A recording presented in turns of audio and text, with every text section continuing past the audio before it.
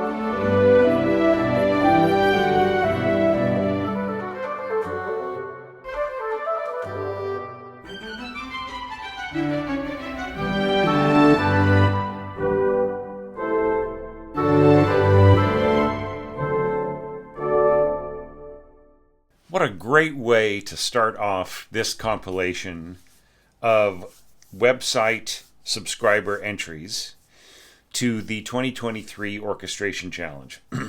Now, as a lot of people know out there, I had to take a 2-year break because of my health. But that didn't mean that at any time I wanted to not catch up. It was always in the back of my mind, even when I was just, lying sick in bed. But I have undergone a new treatment, and I appear to be improving, or at least have reached a level where I'm able to do more work than before. All right. So, in the interim, since the last one of these that I released, the letter M, which was, I guess, about a month or so, month and more ago, I guess month and a half, I have released on a daily basis 1 video, sometimes 2 videos per day of the Patreon subscriber or the Patreon supporter evaluations. And that adds up to about 35 entries. 2 of which were dropped yesterday. So that covers the Brev level and the dotted Brev level. It's altogether is 35 videos, and there are some amazing scores in that massive throng of entries. And I really suggest that people go back, go check those out. If there's anything that you can say in terms of feedback, and if there's anything that you want to learn more about orchestration by watching my evaluations of those longer form videos, the dotted Brev level videos are entire movements. Mostly the first movement, but there are about a half dozen of the second movement right towards the end. And then, of course, the Brev level they're nearly complete. They're up to letter E. However, it's really great to be coming back to these website subscriber entries, and we're going to look at 6 of them in this video, as usual. And there are a lot of really great ideas here. There's a lot of interesting takes on what the orchestrator considers to be period practice or using period instruments. And I would say that, Mario, your entry here qualifies in that regard. Now, there are a lot of real easy fixes that we can do to make this much more workable. And a lot of things that I think that you can learn about transcription from piano to orchestra. Okay? Now, before we launch into this, I just want to compliment you for carefully working out what would be open, or what would be more open pitches, right? You really are trying here. Horns in G, horns in D, trumpets in D. However, to a certain extent, it, like while these this horn in G or horns in G, you don't tell us how many of each, right? A lot of these pitches are open pitches, and you work those out really well. But like for instance here, this A, this D, we have a lot of notes that are going to be stopped or half stopped. Some trumpet pitches can be corrected with lip pressure, but this is not a natural horn part, right? Throwing in an F and an A and so on, right? So, because they cannot stop, right? They can do some lip pressure correction, but that this is really more of a chromatic trumpet kind of a score. So, if that is the case, then you are better off just scoring with trumpet in C, right, rather than trumpets in D, and just having your horns be like F horns, right? Just the standard concert horns of today, the modern chromatic horn, right, double horn, and then you don't really have to worry about trying to finesse all of the pitches. All right, but I mean, I want to tell you though right out of the gate that I really respect the effort that you put into this to try to see how much you could make it work. Okay, so let's start with your tempo here. You have marked 60, right, as the tempo indication for Adagio cantabile. So that is, like, Mario, did you listen to the piano version of this? Did you notice how Spencer Myer was playing this at like around like almost half the tempo, right? Now, when you make this exactly half the speed of this, there is no real sense that the introduction was slow and then the following part was fast, because the ear of the listener will just take it to be all of one thing, right? They will interpret quarter notes as half notes, and dotted eighth notes as dotted quarter notes, and they will just feel as if this is all the same speed, and then you lose your opportunity to make the opening dramatic, right? Now I think that in the template I think I had like 40 or something, or 42, and it could go even slower down to like 32, 36. I've even seen some that were marked 30, and that was really an attempt to match Spencer Myer's tempo at the beginning, which I feel is so important. Like, it's as if Beethoven were ruminating, like he's meditating to himself, right? He's like thinking, like, I'm about to take a beautiful walk in the countryside, and I'm so ready for this. After a week of turmoil, and I just need to feel something artistically and freely, and it's the anticipation, right? It's the meditation before going out and enjoying the beautiful scenery out in the countryside that surrounds Vienna, right? That's the way that I sort of see this, right? So I think that a slower tempo is really important here. Now, with all that in mind, like 120 is fine. With all that in mind, let's also look at the slurring pattern that you've got here. Here you have a slur covering repeated pitches, right? So, it's a lot of your slurs are basically just imitating what happened in the piano part. And now, once again, Mario, I'm not sure if you watched all of the materials. I had a video on the pitfalls, right, of scoring, which possibly addresses the problem of using pitches that aren't open in scoring for natural horns and trumpets.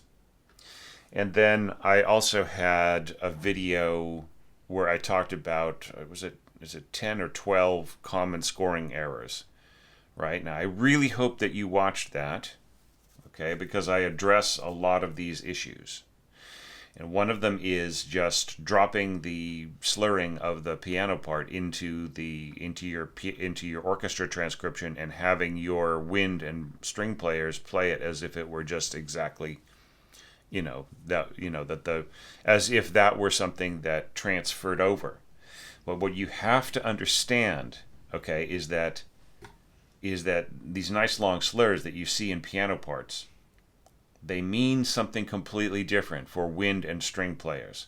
For a wind player, it means that they will start the breath, and then everything under, they will just continue that breath as they finger different pitches under that breath. So it'll be one continuous stream of breath.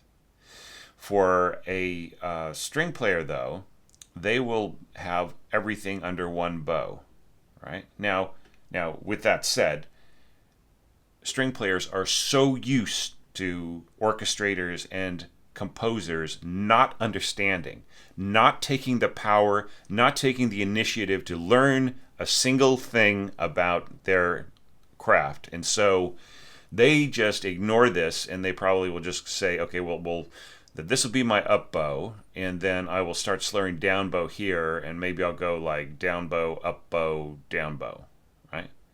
So you, Mario, should take the initiative to not give up your power, your control, your sense of art, your initiative to be artistic and make your own decisions by just dropping the piano slurring onto your orchestra part, all right? Don't do that. You are way better than that. Look at all this great scoring that you did here, right? Why do this? The same thing here, right? So imagine that your violinist is playing this, right? And it's very slow. Wouldn't it be better to have this be one single note without a slur, which means that it would be a down bow, and then here this could be covered by the up bow, so the slur would be from here to there. Now here I like this slur from there to there. That's nice. And then here's the up bow. That's great. And then here, you left out the turn, right? Da da da da da dum. Put the turn back in, right? And that's all fine. Da da da da da da dum. Da da da da dum. So why not just go like down bow, up bow? I'm not saying to put in the bowing marks. I'm just saying to like thinking how you're planning out your slurs, right? So just move the end of this slur forward to the second beat, right? Now, as far as your oboe and your trumpet is concerned, you can just leave it the way that it is. That's fine. Okay. But, when you see a lot of repeated notes under one slur, you know that you are starting to give up your craft, right? I mean, it's sure you can put a bunch of repeated notes under one slur, and there's that's kind of a semi-portato, right? It's a kind of a slightly pulsing note, but a lot of people just leave it over there, and they don't even know what they're doing.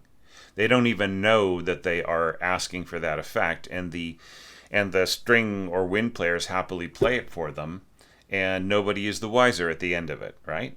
Don't be like that. All right, Mario? I really, really want you to understand all of the implications of everything that you mark in your score. All right? Okay, because I want you to be a better orchestrator. Now that's not to say that you don't already have some chops and some great ideas and everything else, right? But my job here is to help you get better and better and better. All right, so now let's talk a little bit about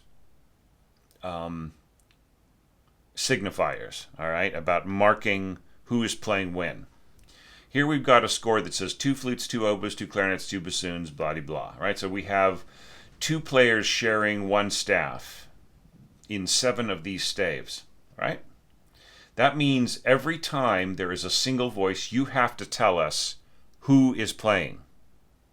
Is it the first player? Then write the number 1 with a period after it. is it the second player? Write the number 2 with a period after it. Is it both players? Then you should write the letter A and the number 2, which stands for a due, right? With 2. Right?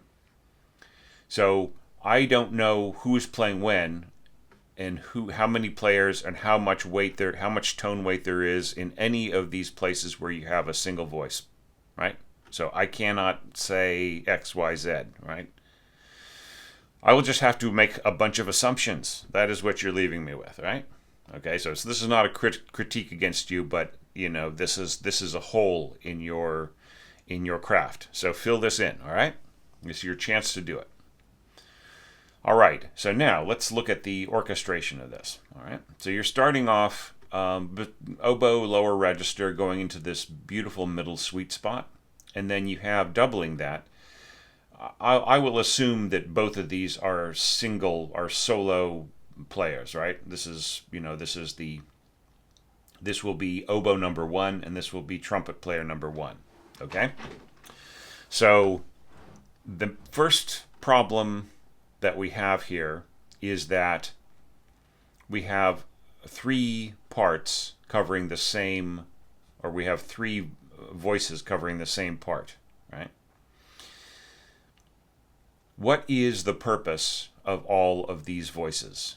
If the purpose of these 2 voices is to thicken the first violin line and to make it very, very, very prominent and very rich, then you have to control the dynamics of these parts.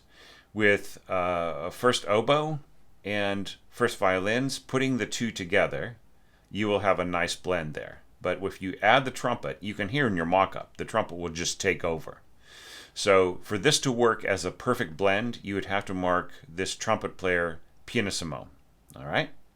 And that way you would get a really nice blend. You could also put a little bit of a crescendo here, da da da da da da, crescendo, da da da da da, then diminuendo, da da da da da. So you can do that in both parts, first violin and oboe, and then I would say just leave the crescendo out of the trumpet part, okay? Because it will have a natural gain of strength, and if you have it gain even more strength, then it will start to shout over this perfect blend, right? But once again, if you want a perfect blend here, write pianissimo here. If you want it just to be all about the trumpets, then there is no point to having oboe and violin there. You might as well just have the first violins play like a background harmony part. All right, so that is the first issue here. All right, now we have the issue of flutes playing harmony under the oboes. And they're essentially just doubling what's happening here in your second violin and viola, right? So you're just using the flutes to add a little bit of color to your lower string parts. Okay, well and good. However, I will just put it to you, I will submit to you, Mario, that the flutes really have so little strength. They have such little power in their first octave, and especially in the first 5 diatonic pitches, right? From C to G, or from B to F sharp, or whatever, right? That it is such a soft, gentle, delicate register. It is even really, really soft here, and you're setting yourself up for a huge problem right here. This is so soft. You are better off scoring this in clarinets, right? Because that will be a much clearer sound, right? That will add more energy and more color here and more directness, rather than the flutes, which would just be they'll be so gentle that by the time the horns come in here, the horns will overwhelm them so decisively that the flute players might as well just not even be playing, right? And if you're going down from 2 voices to 1, then you would need for this to either say a due, A2 above this, or to have split voices, right? To have the first part with a stem and a flag going up, and then the second part with a stem and a flag going down, right? That's one way to what they call telescope, or to condense two parts onto one pitch, right? Okay, so yeah, and once again, like, this is just way better off just scoring this in, with horns in F, right? And then I like this little timpani roll. How is the timpanist supposed to crescendo past the point at which they stop rolling, right? How is this going to get louder if the timpanist stops doing anything to the timpani, right? So it's better for this hairpin to end here, okay? And then you have a little tap on the bass drum. That's fine. Okay, so then, like, your little pizzicato and your in these instruments are fine. Just possible, if you want these pitches to sound, to have more have more sustain, you could add bassoon and contrabassoon, doubling these pitches at pianissimo, right? So that you get the effect of the piano, like it's sort of, so you get the punctuation with the pizzicato and the sustain with the bassoons and contrabassoon, right? So I would just say double this in with a single bassoon playing really softly, and then right here you can have the contrabassoon come in, once again pianissimo. They're really, contrabassoons can play so softly, they can blend in with such, so beautifully. Another thing that you could possibly do is divisi, pizzicato, and arco. So you have half of your cellos playing pizzicato and the other half sustaining the pitch with arco, right? Same thing with this, right? And then just leave out the bassoon and contrabassoon, and then you get that same effect, that same gentle effect of the attack and then the sustain. All right. Now, so that is the opening. So with some of those fixes, I would say that this would set the mood effectively. Does the intro set the mood effectively? That is the first criterion of my criteria. And also, just slow down, make it 40, 42, or even like 36 or something, right? Try that out. Change this. Make some of those changes that I suggested, and then see how this leads into this better. And I think you'll see that it is so much more, it is just so much more eloquent. And then also put the turn back in here. If you have to write it in, then just, like in 30-second notes, da-da-da-da-dum, right? So D, C, B, C, E. All right, now let's talk about, going on, does the melody start with elegance? Okay. I mean, it's fine, but there is no articulation on the downbeat. Right here, you just have da. So just imagine, the oboe goes. We're not hearing because you have slurred across the pickup, and this is another really important point, Mario, in my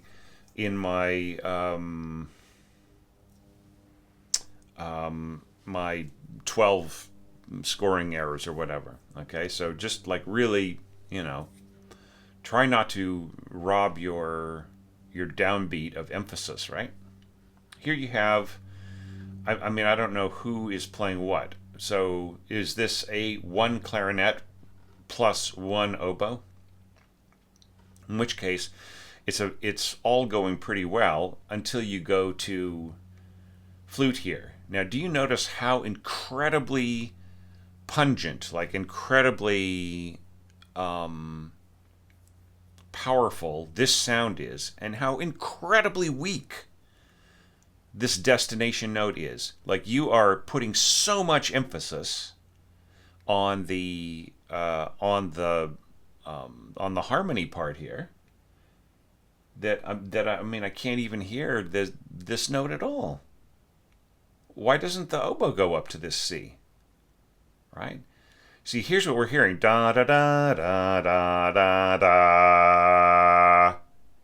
Where's the melody now? Da. Right? Could you hear that imbalance in your mock-up? Your mock-up is not lying to you. So you're setting yourself up for like the listener who knows nothing about your transcription, nothing about the original source score will just say, that's weird.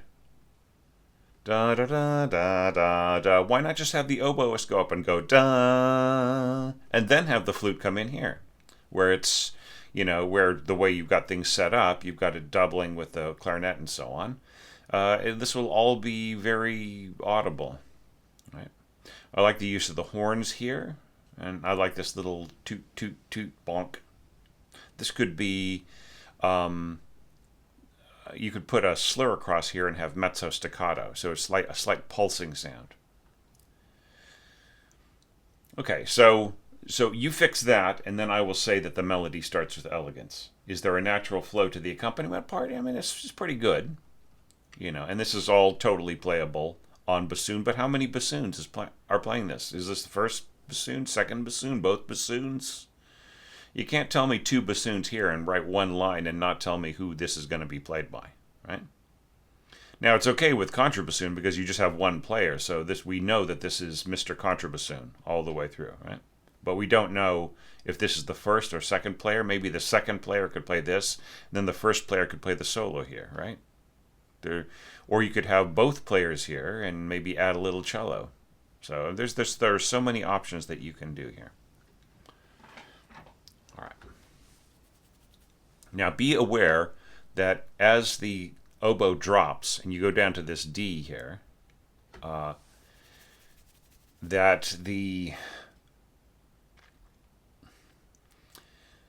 this will be a very, very strong note, right? It'll be very pungent, as we say. Now you've got a crescendo. I'm not sure if this crescendo is intended for the clarinet part or for the oboe part. So if it's for the oboe part, it shouldn't be there. It should be in the clarinet part. Yeah, a dolce. Okay, so fine. You've got these two pitches here in your second horn. You don't even need it in your oboe part at all, right? And it's much more measured here, right? And then we've got da da bum bum bum bum bum bum. I like this a lot. And then this walks down. So why is this note a B? Shouldn't it be a C, right? So we have the thirds here. You immediately go to a B here, and you take away the natural curve of everything, right? So aside from that, I think that do you expand without clogging up? Yes. Do you have a natural transition to octaves? Yes, you do. So let's talk about the slurring again, right? So wouldn't it be better for your strings to go like no slur here, and then slur, slur, slur, and that would sound like this. Up, down, doesn't, because otherwise you're just having them play a single bow throughout this, down. I mean, it's all possible under a single bow, but it just like the player has no, they've got no margin for error. Everything has to actually absolutely be controlled all the way through a single bow stroke. Okay, it's not opportune. They have much less opportunity to add nuances, inflections, and so on. Okay, all right. So now let's and the bass trombone part is adorable. I would say use the same articulation in all parts. I guess this is still pizzicato, so that's just what it is. If that's true, then I wouldn't mark more than just like a half note length or even just like a quarter note length, right? So staccato in your contrabassoon part, right? And contrabassoon and double bass, piano, bass trombone, pianissimo. All right, here we go to Leggermente. And here, Mario, I believe you made a transcription error just like this B, instead of being a C, you wrote a B. isn't this supposed to be da da da dum da da da da da? If this is in the key of G, then this is B C B G, not A B A F sharp. Da da da da da da da da dum. Right? Now notice here you are doubling your oboe with flute in its weakest register, and it's making absolutely zero difference. And then here you have clarinet doubling the oboe. You'd be better off just having clarinet doubling all the way through here. You see, and then you do the same thing here. Once again, much better to have clarinet doubling, right?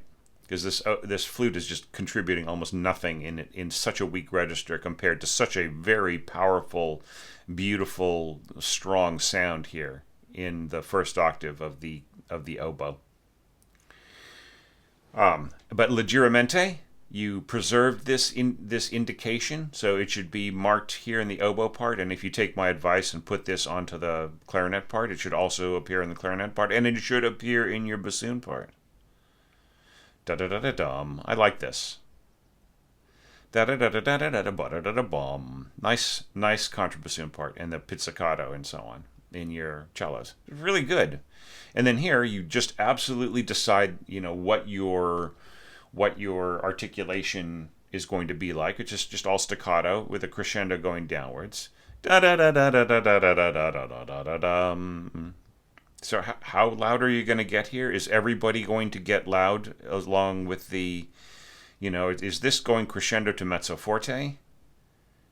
Are you really intending everybody to be quiet except for the first violins to continue being loud? If you want your first violins to be soft again with everybody else, shouldn't it be piano subito? And then do you really want the winds to go crescendo and the strings to not go crescendo? Got to think these things out, all right?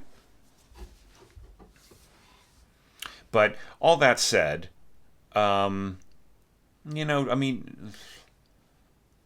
don't think you add a whole lot of harmonic density setting this up, but like with adding a little touch here, you have the bare minimum of what you would need for the harmony in this, but it doesn't really quite set up what's to come. Like, if there could be, you could possibly have longer pitches. There is in the original score, if we're thinking in the key of G, this would be a C and then a D, so a half note C, right? Here you go, da da da C, but it's just a single one, I see what you want. You want a very, very sparse kind of a sound here. So if that's the intention, that's fine. You just have to judge for yourself whether aesthetically that balances with, such a solid, smooth, and, sort of small tutti kind of an approach, middle winds and most of the strings. I don't think you need. I think the top part here in your bassoons could be slurred, but I think that this bum bum bum. I think this is a good instinct. This should not be slurred, right? So I would split this into two separate voices.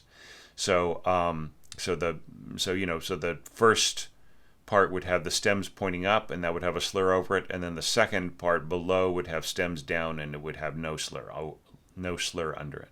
And then here, I don't know what this means.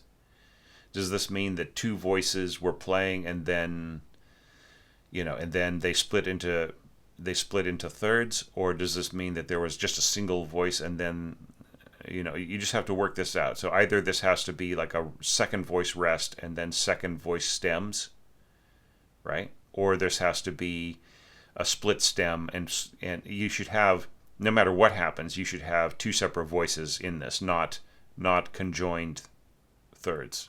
You're really lacking clarity here. All right.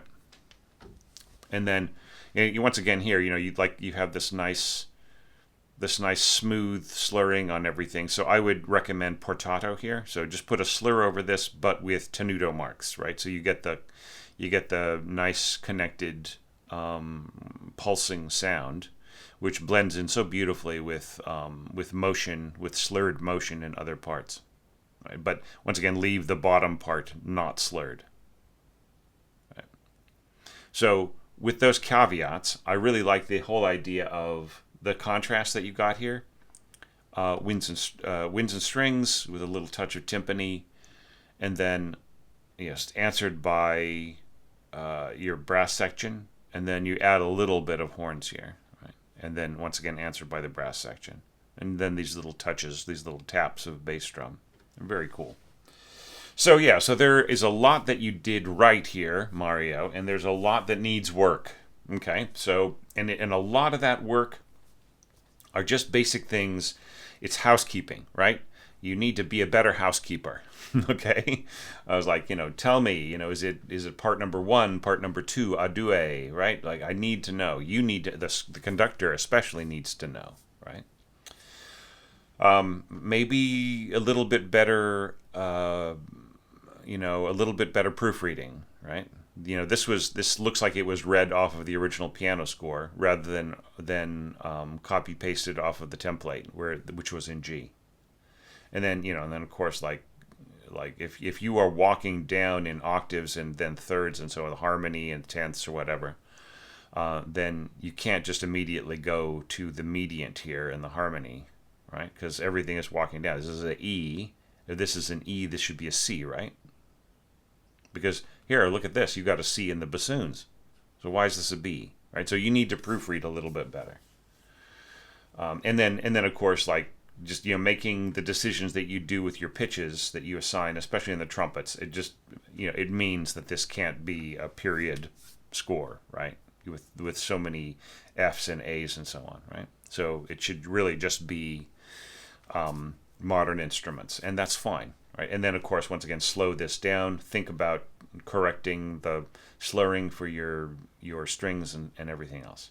All right. And other than that, thanks so much for sending this to me a couple of years ago. And once again, my apologies for taking so long to get to your entry.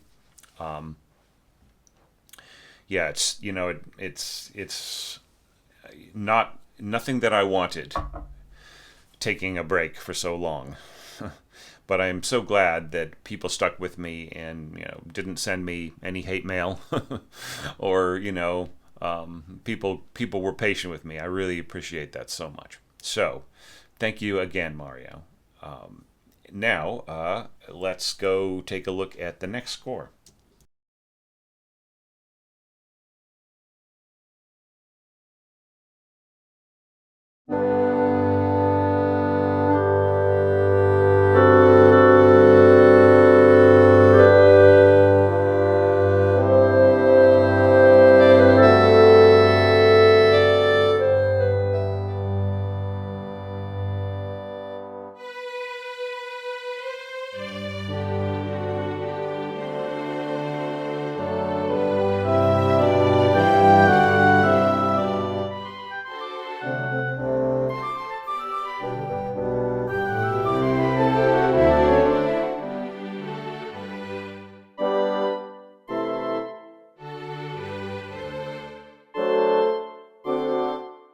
Very nice, Jason. I love how it is eloquent, and it's straight to the point. You've got fairly good slurring and good phrasing and so on. You have nicely delineated sections. It just really is, just a very wonderful little arrangement. I'm I'm slightly off guard here. I'm having this tendency to take a break and then come back and not set up my desk the right way. So, anyways, here I am back at my desk. I took a slight break after listening to Mario's score and then giving him an evaluation. So, let's just totally play fair here and go by by my evaluation criteria. All right, starting with, does the intro set the mood effectively? And I feel that it does. You've got a wonderful mixed character here to the orchestration, and you've got these little wind solos here with some help from the strings and so on, and then once again a nice integrated tutti right here. And so, in light of everything that follows, your introduction, I feel, is extremely effective. And I love the idea of bassoons, horns, and clarinets in A. The one thing that I would say here is that, like, you are never under any obligation. You were never, nobody in this challenge was ever in under any obligation to try to score uh, natural horn parts, right?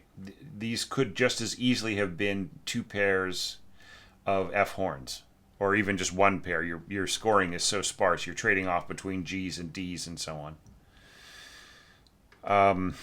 So so like looking at the scoring that you've got here for your G horns, like most of the pitches are open pitches, but you have a few kind of exposed, very exposed pitches that would have to be played as like stopped, or partially stopped. So for instance, here you got the F and the A right there, and then here you got like D and A and so on. So I mean that doesn't disqualify this from being natural by any means, but I would say, like, judging by the character of how these parts are usually scored, it's a little different. It's a little more modernistic in approach. So if you had wanted to just have, like, a quartet of F horns, that would have been fine with me. All right, or even just two horns in F, chromatic, playing all of these pitches, just completely capable of playing all the pitches that you scored, except for like here where you've got four pitches. Anyhow, getting back to this, I like the way that this is scored. I like the slurring over this sort of first bit of phrase. You're putting a little bit of extra stress here in the middle of the slur. That's totally fine. And same thing here where you have the turn. So I mean, these could have been separately articulated rather than slurred all together, but it's still acceptable, right? Less of a problem for the winds than it would be if it were strings. I feel here that you could have split this off into separate voices, right? So you end up with first and second voice here. So I think you could have done the same thing for the first two bars, and it just would have been a lot clearer for your score reader, conductor, and so on. And then just cellos and double basses. All right, so this start here, I feel, is just very beautifully done, and you absolutely maximize the effectiveness of your first clarinet, right? I think that's beautifully done. Now, so you get a check plus. Now I don't have any kind of qualifications or positive, negatives, and so on. I'm suspicious, or not suspicious, but I'm pretty sure that this was scored in MuseScore. I'm starting to recognize that such sort of weaker clarinet sound where there's a lot of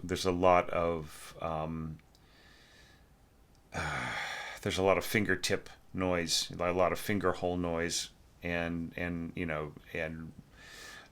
there's very little, like when there's a diminuendo, there's a kind of a compression of the sound. It just feels like the poor clarinetist is dying slowly, right? So the dynamic should die off, not the performer, right?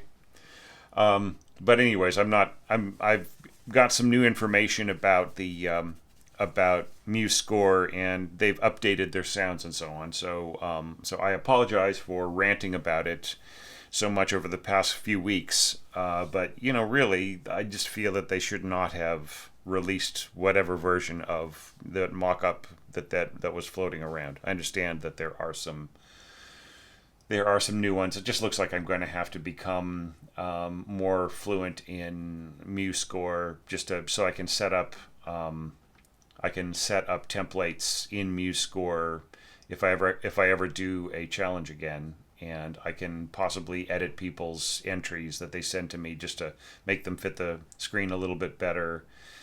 And maybe if I have the best version of the mock-up sounds, then I can apply that rather than if somebody's working with an older version and has kind of a very weak sounding clarinet like we have here.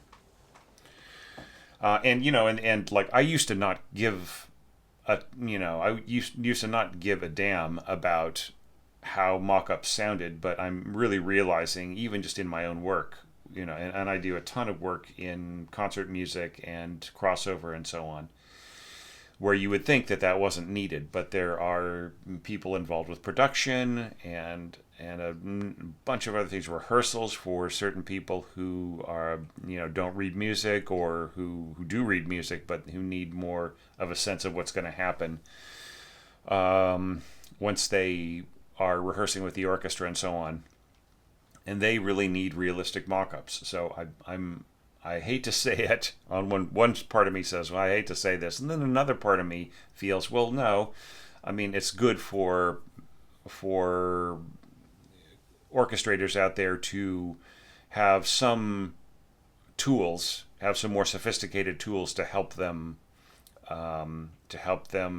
edit their scores and learn a little bit more about color, just so long as they don't start to rely on them as an end in itself, right? That should never happen. That makes you a weaker orchestrator. But as a tool, I think it's really important.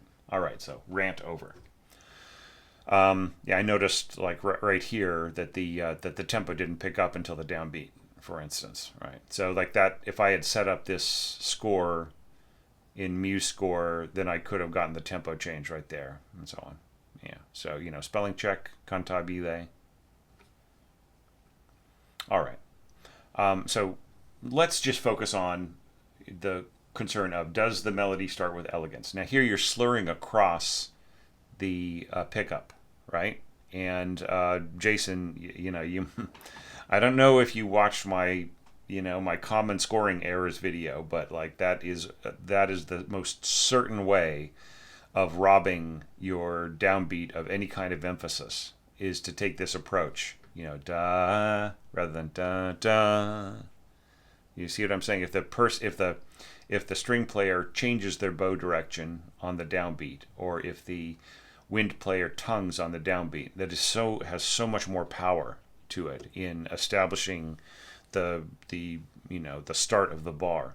The last thing you ever want is to have like tons and tons of slurs like this and a slightly confusing rhythm, and to have one of the players in your ensemble raise their hand and said, who's got a downbeat, who's got a down bow on the downbeat at bar 76 or whatever, right? That's the last thing you want. So just really be careful about this kind of slurring that takes away the emphasis from the and also just think about like what are you asking these players to do, right? In terms of their bowing pattern. Now, I'm not saying that you should ever write in like up bow and down bow marks. That's for the concertmaster to do, and then the section principals. However, in a situation like this, it looks like you're asking them to sort of start a down bow on the pickup. Down, up, down, up, down, up, down, up, down, up. Or, that's very strange because you end up having an up bow on a diminuendo. So that doesn't quite work.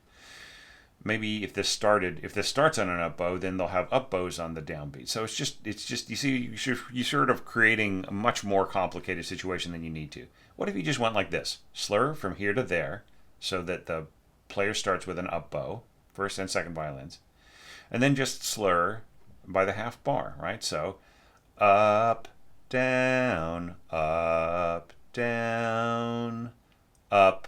Cut this slur. Up, down, right? And it's just so natural. And the what's great about dividing up bars like that in bowing for the player is that with a regular change of bow, they're able to like push into a crescendo, pull back from a diminuendo. They have like a lot more ability to control inflections, right? That's one of the things that just really makes the player's job so beautiful, right? And then as for these wind players, you just put a slur over everything, right? You don't have to like break it up to match the strings, but you don't even match the strings. Like maybe you forgot or didn't match it or had a different idea or I don't know what, right? But yeah. And then, I like your little kind of offbeat pulse here in your horns, just to kind of, to underline this accompaniment pattern and so on. So, and here, like with these slurs feel to me to be too short, right? What if you went like, like bonk, and then slur, ta, ta, ta, ta, right? So like they were like basically you're slurring by the beam group, right? And then the same thing here, up bow, down bow, up bow, down bow, right? So just a little bit of advice there on managing your slurring. And then, in situations like this where you have repeated notes against beautiful, smooth slurring patterns, also here in the contrabassoon, here in the horns and so on, maybe here in the double bass, you can make this mezzo staccato or portato, right? Just for mezzo staccato, staccato marks and then a slur, right? For portato, tenuto marks under a slur.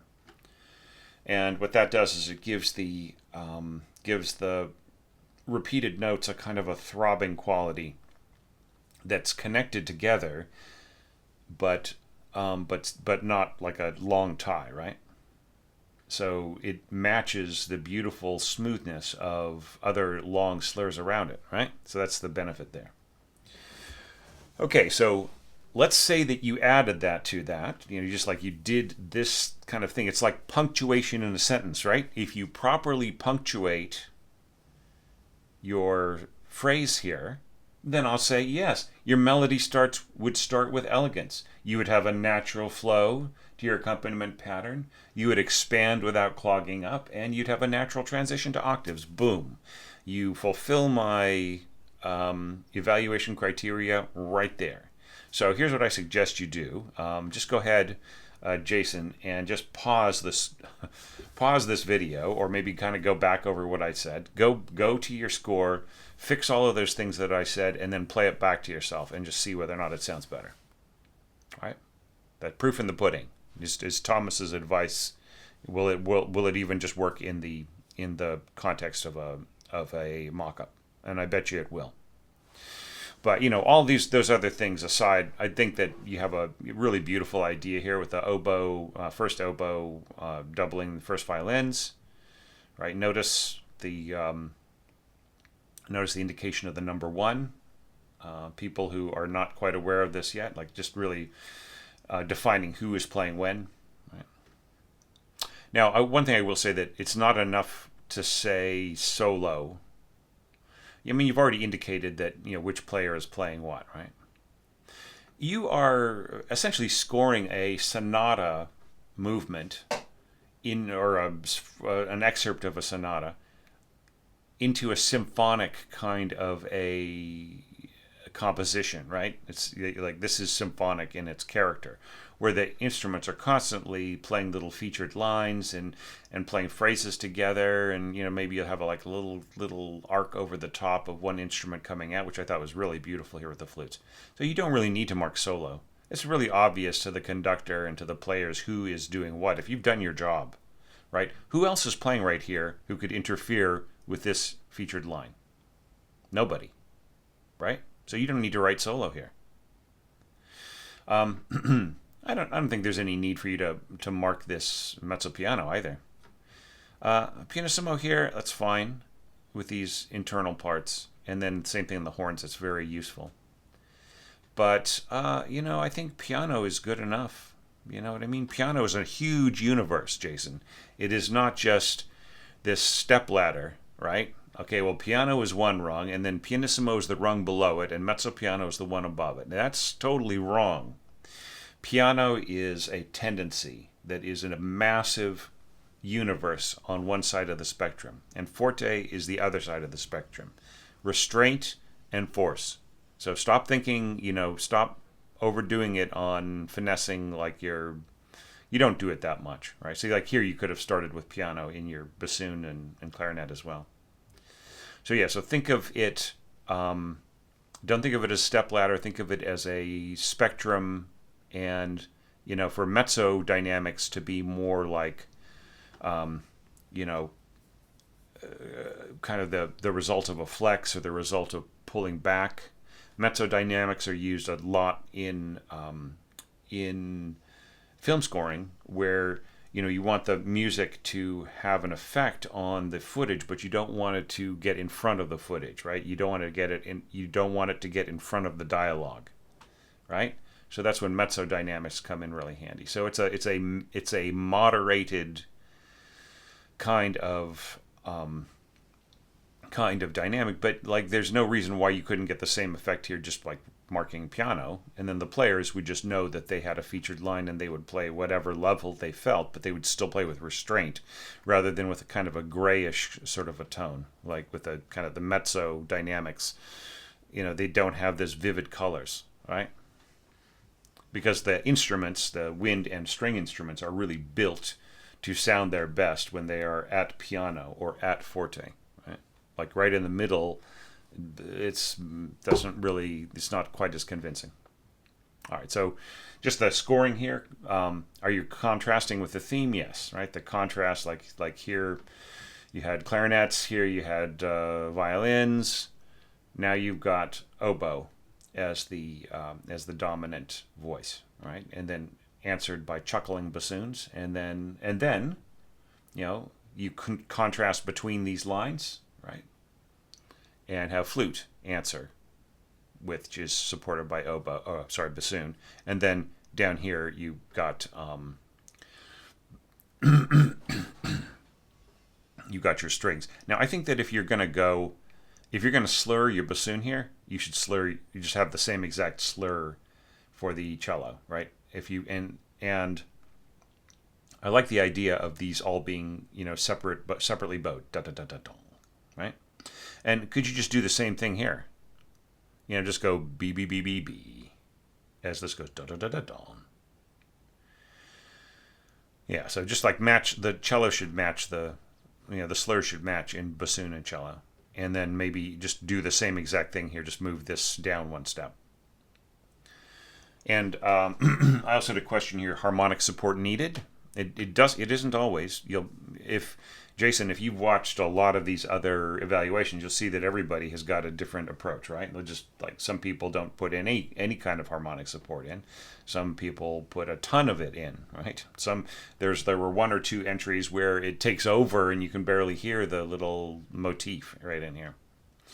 All right, so going on to the next thing, is there an emphatic color of line? Oh, yes. Is there harmonic density? Setting up the next thing. I think that the harmonic density is enormous in here, in fact. So, but saving grace here is that as much as you put in a crescendo and you have a big fat stack of orchestration here, you pull back, right? And that leads everything back to the softer chords to follow. And I think that is a great decision. The only thing that I miss is that you don't have any destination dynamic. Now, you don't have to have one, But I would just feel more secure conducting this, were I a conductor, to kind of know where things were headed, right? So, like maybe if we got to mezzo forte right around here, and then pull back, and this is an interesting bowing pattern that you got here, ta ta.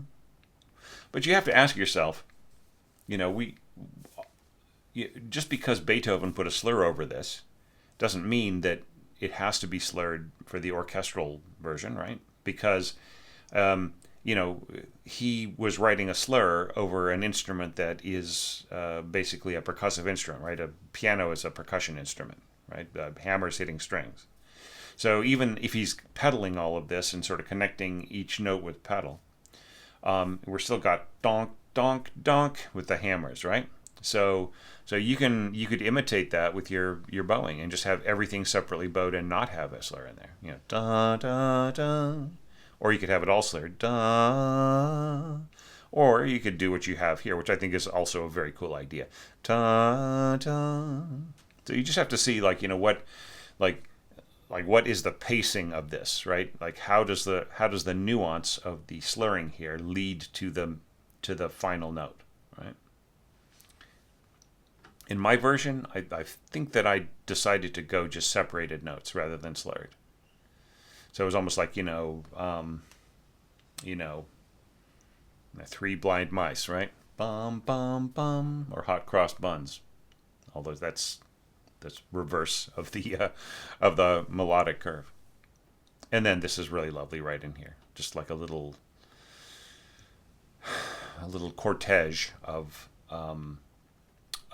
horns and winds. Bum, and then the echo. Pianissimo. Bum, so beautiful. Da da, and then the same exact idea as before. So just to jump back here and talk a little bit about the orchestration. I don't have any problems with this. I think it's really beautiful.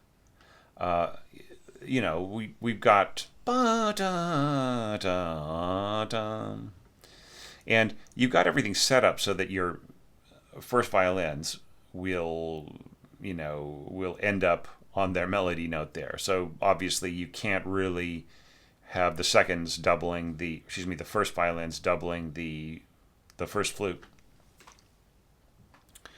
And I like the little trade-off that you've got here, of oboe going into the clarinet, from oboe to clarinet here. Yeah, and then just the way that you very gracefully let go of that kind of doubling, that octave doubling, and then kind of fold it into the harmonic support. Harmonic support is all very nice,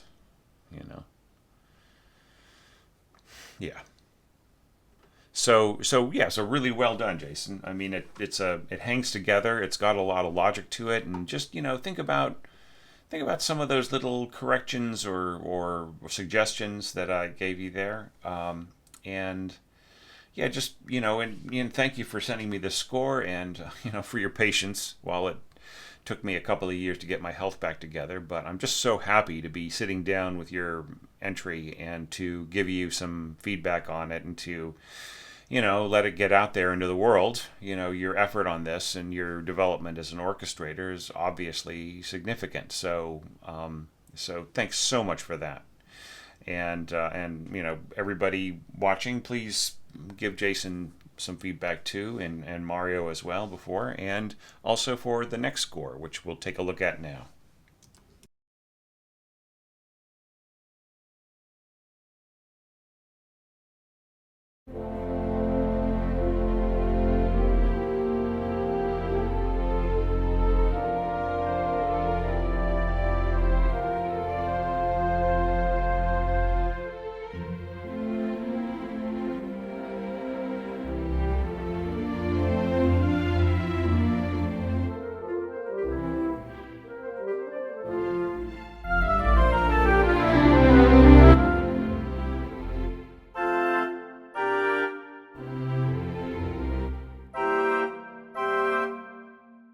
Chun Hei, that was so smooth, so evocative, so poetic.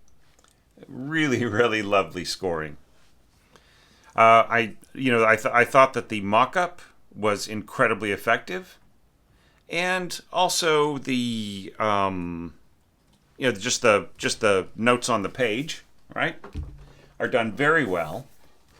Particularly your natural horn scoring, was exactly right. I think with something where like right here where you've got such a difference in function, it would probably be better to score this on separate staves, right?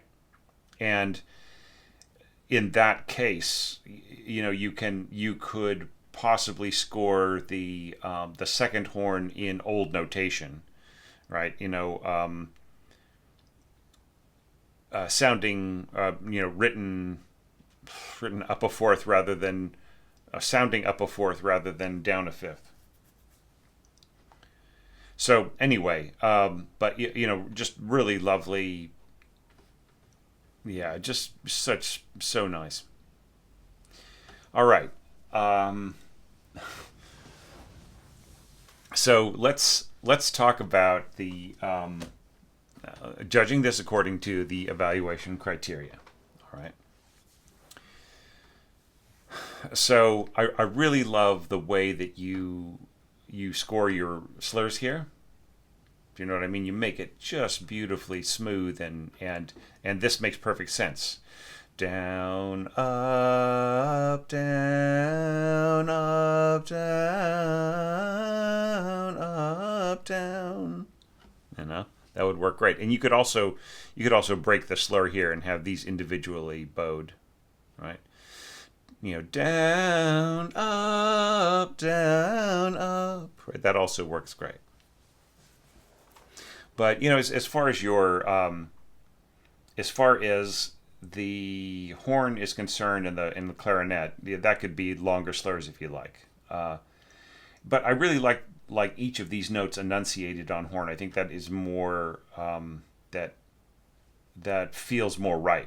Dun dun dun dun, right? And then this separately articulated as well.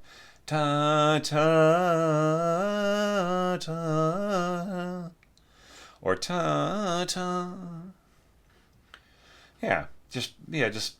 Just totally makes sense. And I also love the idea of the second bassoon as the kind of the harmony partner below the first horn.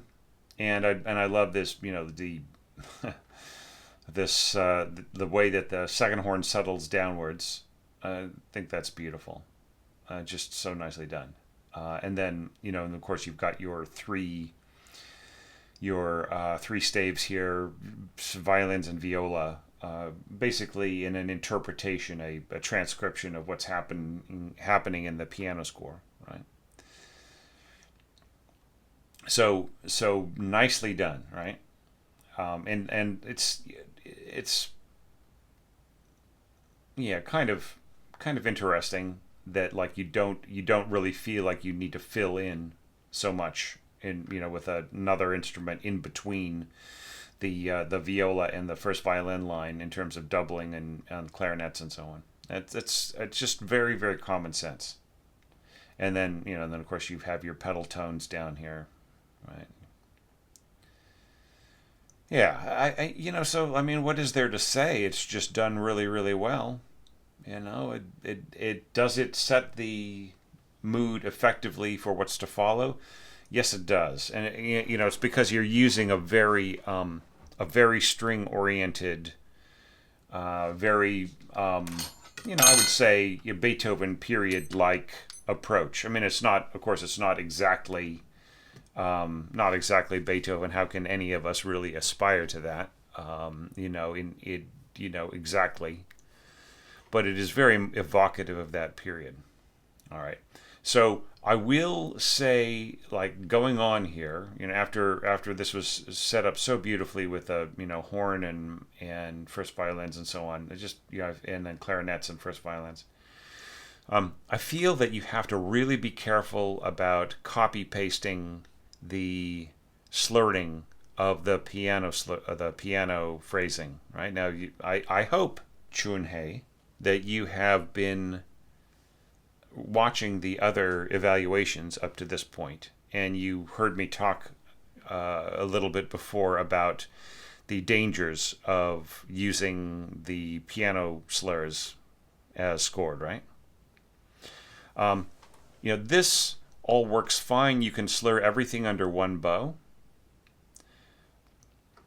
That's all good. You could also slur like down bow, up bow, right? You could do, just break the slur right here.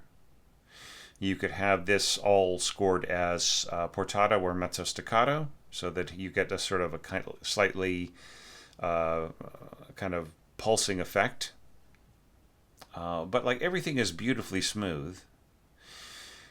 If I were to try to slur like full bars in bowing, then I would try to slur like using this as a template. Then I would try to slur this, like up, down, up, down, up. But the problem with that is you end up with a nice long down bow during a crescendo and an up bow during a diminuendo, right? So when you have very, very long bows like this, you sort of take away a lot of the options of the string player to add nuance, right, and inflection to the part. And what I mean by that is this: the bow increases in energy just naturally on a crescendo, and decreases in energy on a down bow, right? So if you were to divide this up by the half bar and say go like this, just like you wouldn't be adding the bowing marks, but you would be just slurring so that the players could take advantage of those directions in the bow, right? Okay, so imagine if it went up, down, up. Get rid of this slur. Down, up, down. That way you get an up bow as we push forwards into this crescendo, and a down bow all the way across this, a diminuendo all the way across this down bow. Do you see the strength there? And the same thing is true of these really long bows that you've got here in your other parts that could be all corrected, and this could be done, the slurs could be by the beam group, right? So slur, slur, slur, slur, and so on, right? And that gives the players the most amount of flexibility. They have a longer amount of bow for each slur, right? And they can add more push or more pull, right? That they don't have to be just tied down. When you give these players this hugely long bow mark and this and this hairpin, this flex, dynamic flex in the middle, you end up really restricting what they are able to do with the length of the bow they've got. And what is the outcome to that is that they'll just start ignoring what you do. And what is and then how are you getting better as an orchestrator if you write parts that can be ignored, right? Does that make sense? Okay. All right, so let's say that you added those little changes that I suggested. Then I would say, yes, this melody starts with elegance. Yes, there's a natural flow to the accompaniment. I think you already scored a lot of that yourself. There's a natural transition to octaves. This is beautifully done with the cellos here. And you expand without clogging up. In fact, you really hold back. You don't add too much color or scoring to this. So I think that's absolutely right. Now here, we've got clarinets and bassoon. First clarinet, first bassoon. Thank you so much for notating, for telling us which one was playing. And here you've got in octaves the little motif for the leggermente section. Now you should be marking that that indication that is in the original piano score. What does Beethoven say? Leggermente. He wants the music, or he wants the player to play with an affect of being very nimble, very dexterous, very agile, right? He wants the sense of agility here, so that the player isn't just playing the notes quickly, but they're playing them with a certain kind of abandon, right? And yet perfection. Okay, so that means that you, as the orchestrator, have to put the words leggermente back in here. And then the same thing for your cellos, right? And this is really nice. Ba-da-da-da-bum. Ba-da-da-da-bum. And just, yeah, I love the double bass part in here. That's very cool. And then my question is like, does this entrance in here contrast with the theme? Yes, it does. See here, the theme was in strings. Now you've got it in your lower winds. The next thing is, do you require harmonic support? Do you feel as an orchestrator you need harmonic support? You answer that. And I feel that the harmonic support here that you give is contrasting with itself later on, right? So, for here you start off lower and then you jump up higher. And I think that that's really lovely because this sets up this, right? This register. That's just very, very wise in terms of your aesthetics and your proportions, right? And then, and of course this just is the same as before, but it still works out great. Okay, so that gets my seal of approval. I think it's very good, Chunhei. Now, going on, we've got just once again single winds. Da da da da da da da da da da da da da.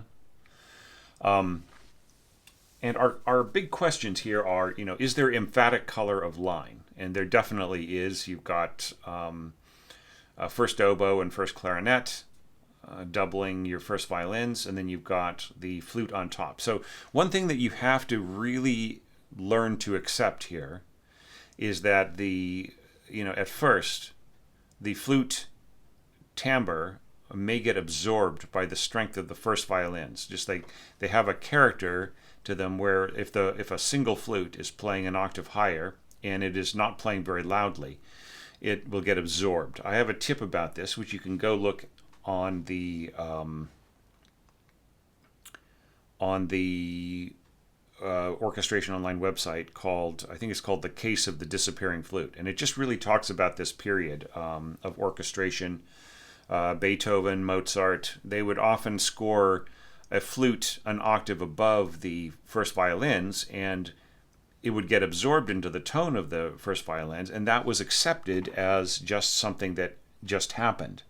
And its whole purpose was to just give a shine to the first violins without actually necessarily being there for itself, right? Probably the greatest example of this is the minuet from the 40th Symphony of Mozart, the G minor symphony.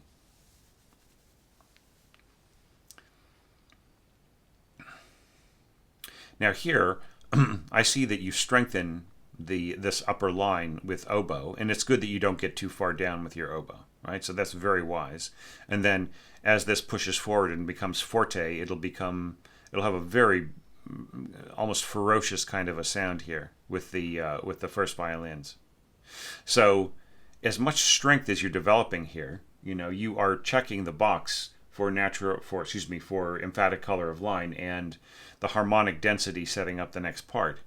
That you must, if you're going directly from forte to piano, you must say piano subito, right? You can't just say piano, because you don't know if the person who is reading the music will understand the approach of the classical period where subito dynamics were very common, right? Where you'd have a phrase like this, in the Romantic period through to the modern period, it was something like this happened. There would be an instinct to go diminuendo at the end, just almost as a matter of course. So that's why we use the subito marking to be absolutely sure that there is no diminuendo here. Now, maybe you did intend for diminuendo to go in here, in which case, then you don't need to worry about it. Here, if you've got your, everything beautiful and smooth and slurred, rather than just paste one note at a time, single articulations. So if you really do want this slurred, then I would make this portato. So add tenuto marks and then put a slur over it, and you get this nice kind of pulsing quality to the horns, which works beautifully with the smooth strings. It will like absorb almost imperceptibly into them, and then the answer here in the winds, just so nicely done. Bum bum, and then dun dun dun, bum bum. So so I would say that like it I think this is just very, very well done. Like there's this is going to be a shorter evaluation, but it's not because I have less to say about it. I think I have a lot to say about it, but I think that mostly what you're doing here is very much spot on. I think that you really have captured a lot of the era of Beethoven. In terms of it being like period practice, I would, to make it very period, I would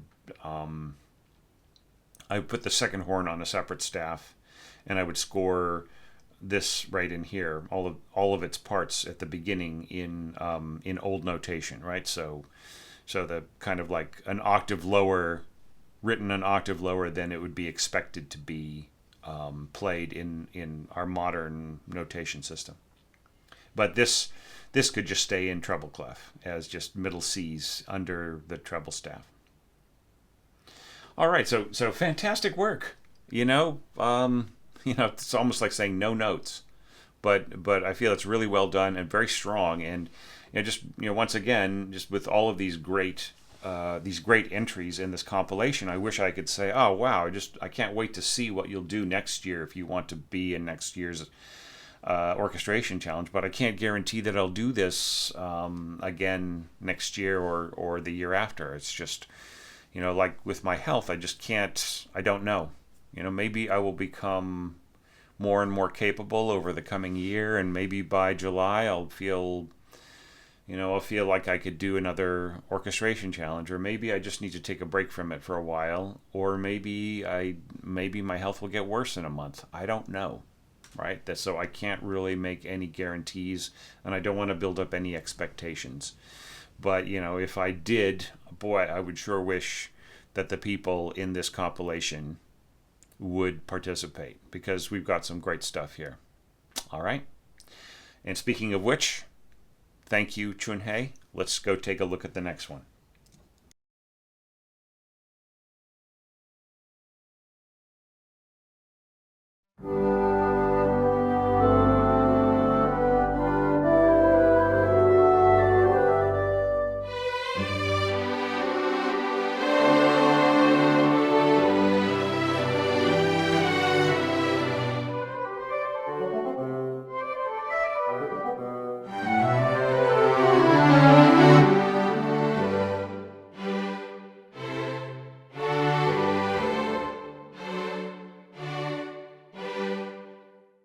All right, Sasha. So, this is a really lively, just, wonderfully effervescent sounding score.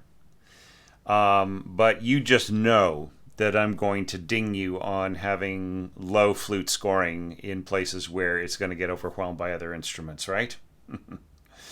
And the pity about it is that, like, with the addition of oboe and maybe a second clarinet, you could solve all of your problems in a flash, just instantly, right? But yeah, we will talk about that as we go. But I mean, this cannot be your first rodeo. I've looked at your scores before, and I'm sure that you have heard me. I'm not sure that this problem has come up in your scores or not about scoring too low in places where the flute would just get overwhelmed by other instruments. But yeah, but look, that if I've said it before, then you just know I'm going to say it again, right? So it's not going to make it. It's not going to work, right? even if you add it in again, and maybe you're just like kicking yourself and saying, "Oh no, I forgot," right? Or maybe you're thinking to yourself, "Well, I don't see why not." Right? All right. So we will talk about it as we go. Okay. But like, once again, it's a very, very cool score. I just really enjoyed it so much. There's a few little things. The change of time should happen here, right?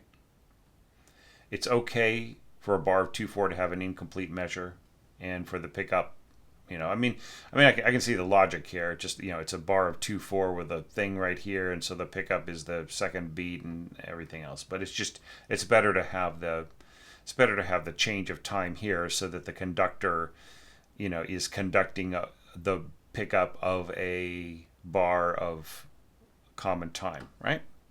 And then it's okay for this just to come to an incomplete end.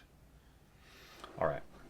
So I think that you might have started this score from scratch rather than using one of my templates, and that's perfectly fine. Okay. So now let us look at this like purely from the standpoint of the evaluation criteria. So Adagio cantabile, right? How does the intro set the mood effectively? Again, I feel at the tempo that you have indicated here, which, if we just if we put the caret here, it's invisible right now because of the way I've got things, and we look at the tempo, it is, it's half the tempo of the main theme, right? So I already talked about this in a previous evaluation in this compilation. I'm hoping, Sasha, that you are looking at all of the evaluations and commenting on them. With supportive feedback for each of your fellow participants. That would really make me happy. Everybody watching this. But the the problem is that when this is exactly half the speed of this, it doesn't feel, it loses all the sense of being a wonderful slow pronouncement, right? How did you listen to the piano? I really hope you listened to the piano version, right? And how was it played? How was it performed? Ba ba da da da da da da da da da da da da da da, like right around 30 or 32, right? And that's because Beethoven is thinking about it, right? You want, with the power of the orchestration that you have at your capability, to bring the listener into that sense of contemplation, right? Beethoven is composing himself, right? He's meditating upon what he's about to say, right? And the motif or the melody or whatever doesn't exactly appear in the rest of it, but it's just it perfectly sets things up, right? So were you to slow this down to say 40, 42, maybe 36, 32, try doing that. Just, getting into here, adding a metronome mark of like 30, 32, 36, 40, right? And then see how effectively that moment of just ecstasy sets this up. Were you to do that, I would say the intro sets the mood effectively. Yes. All right. I love the idea here of the horn supporting the clarinet. I feel that the horn should be pianissimo, but I think all the other elements should be piano, right? Because the horn, okay, we could mark everything pianissimo and say, okay, it'll all balance because it's a pianissimo, and Thomas is wrong because low flute at pianissimo is going to balance with everybody else. But this is not, it's not a wind quintet. It's orchestral playing, right? It's in a big hall, and the instruments need to project and they need to balance. So you can't get away with the same kinds of combinations that you do in chamber music. So that's the number one thing. I mean, it's a beautiful idea for a wind quintet kind of a thing. Okay, but the other problem too is just the timbre of the horn in such close proximity to very, very low flute. This horn is going to suck up whatever's happening in the flute. And especially having English horn right next to your flute as well. And bassoon, not such a bad problem, but it still is adding to the problem. Your flute's going to disappear. All right? Now, how to solve this? This could have been given to your second clarinet player, right? Just have clarinets in A. You are the god here, Sasha. You can decide however many instruments that you want, unless, of course, like you scored this for an ensemble that you know of, where you've got there's like maybe it's like 10 strings and these available players and so on, and they wanted you to score English horn instead of oboe and so on. I mean, I love the idea of English horn being added to this. Of course, it is more of a romantic or even modern idea to use it in that situation. And of course, like you went with horn in F, even though it's a piece in G, and of course that makes total sense. You probably don't need the key signature at all. So with all those caveats, would I say that this is scored, sets the mood effectively? So yeah, so if you were to change this function and just leave the flute out until here, right? Then I think it would be fine. Just give this to a second clarinet player. And then everything is perfectly in balance. Mark everything up to piano except for the horn. Leave the horn at pianissimo. And then I think you have a beautifully fine kind of sound. So just do that, all right? Try that out, Sasha. Just like as I, let the mock-up prove me right or wrong. Try that out. Slow it down. Turn this into a clarinet part. Bring these dynamics up to piano, but leave horn at pianissimo, and see what it sounds like and whether or not it sets this up well. All right? See if that works. Okay, so moving on to the the next concern is the main theme. Does the melody start with elegance? All right, so I think you are trying to not exactly use the piano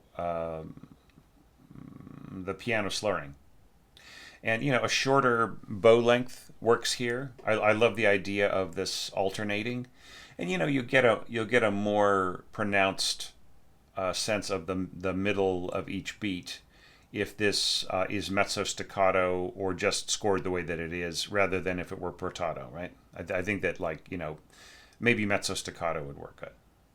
All right.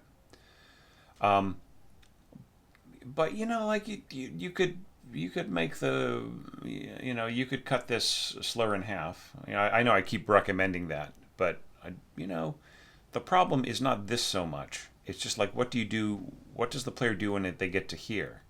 They're going to want a nice long down bow on this dotted half note, right?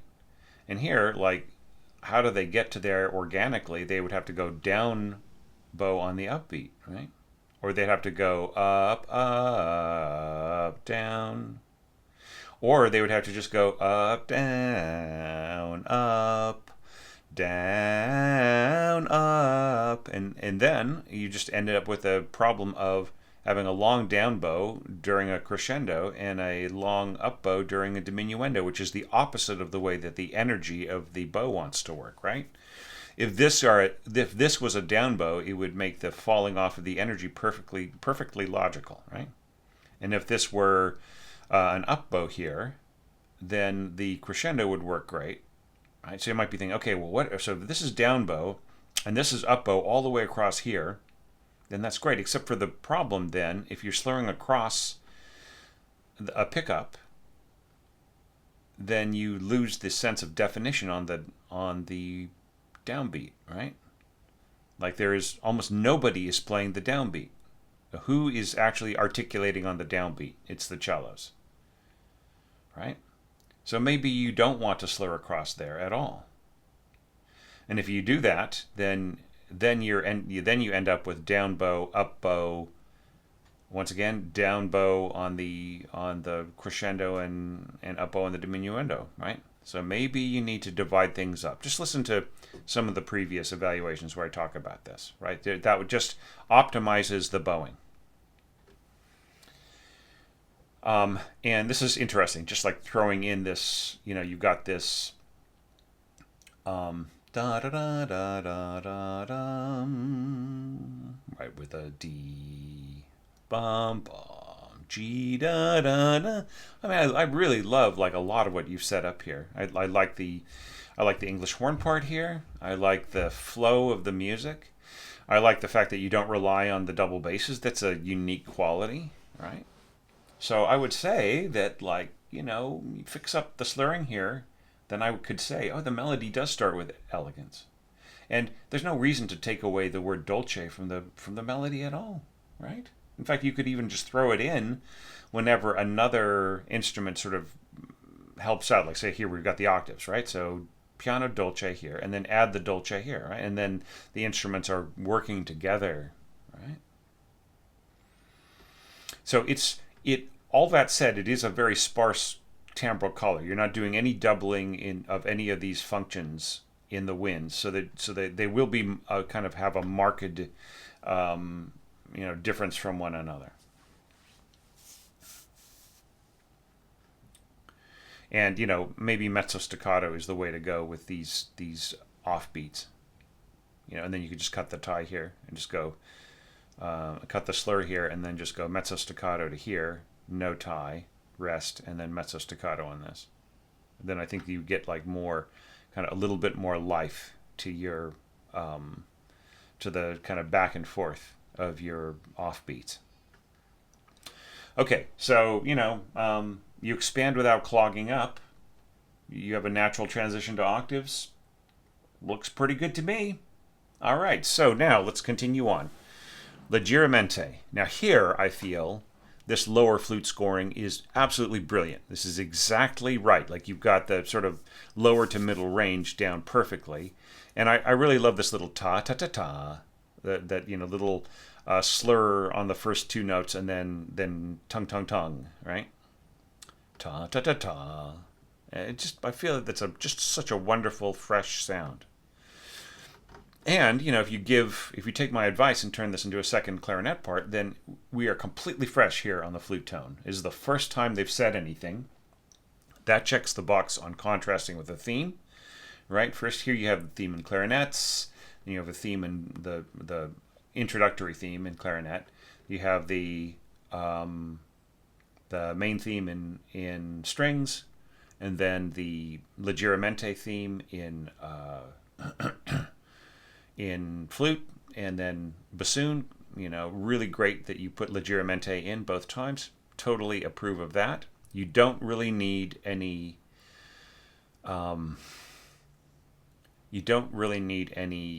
harmonic support at all. It works really great stripped down, right? Okay, so now I'm wondering if this was stuck in here by accident. This instruction to put on mute, because it's the only thing that's muted, right? Everything else is like all the other strings are not muted, so you get a very uneven tone. You have your leading instrument here, sort of subdued, right? It doesn't really, doesn't really have much strength, and its timbre will easily get absorbed by the clarinet. That's the tightrope that you're walking right here, right? And then when it pushes, da da da da da da, this push here with muted strings is just, it's not doing you any favors. It will, these instruments will be holding on to their pitches nice and strong, and this absolutely essential triplet here will just get buried in the texture, I feel. So I would just say cut this unless you were really serious about it, in which case this will have to be rescored a little bit. Maybe the dynamics of the winds only going up to mezzo forte and everybody else in the strings being muted and so on. All right. So once again, you have a kind of a combination of using, kind of using a sort of pianistic slurring to a degree and maybe not, right? So I don't think there's any need for you to have such a long slur, right? Now, if you want this to be smooth, I would say it's fine to have a very long slur, but maybe don't slur over the pickup once again. It might be better to go, ta, ta, ta, ta, right? Or you could even go ta, ta, ta, right? The problem there, though, is that, if you go, let's say, up bow slur here, right? You don't write in the bowing marks. I'm just saying that it would be an up bow if you had the slur end here. So up bow, down bow, and then you can really push with the up bow and have lots of control over the strength here if this is all up bow, right? And then the same thing goes for this down here. Up, down, up, right? And this can just slur in the bassoons. They don't have those kinds of concerns. And this can be one long slur with your flute and your clarinet. Okay, but once again, who's being wasted here? It is absolutely the flute part. Once the flute part gets down to this D, it becomes more and more absorbed into the string tone until finally, by the time it gets to this A, maybe G, it is really not serving any function. Because the clarinet is so much more powerful and resonant, and so are the strings right in here as they, we're getting to those lower, thicker strings on the violin, that the flute, which is going down into its absolute weakest register here, it just doesn't, all of this stuff is just really,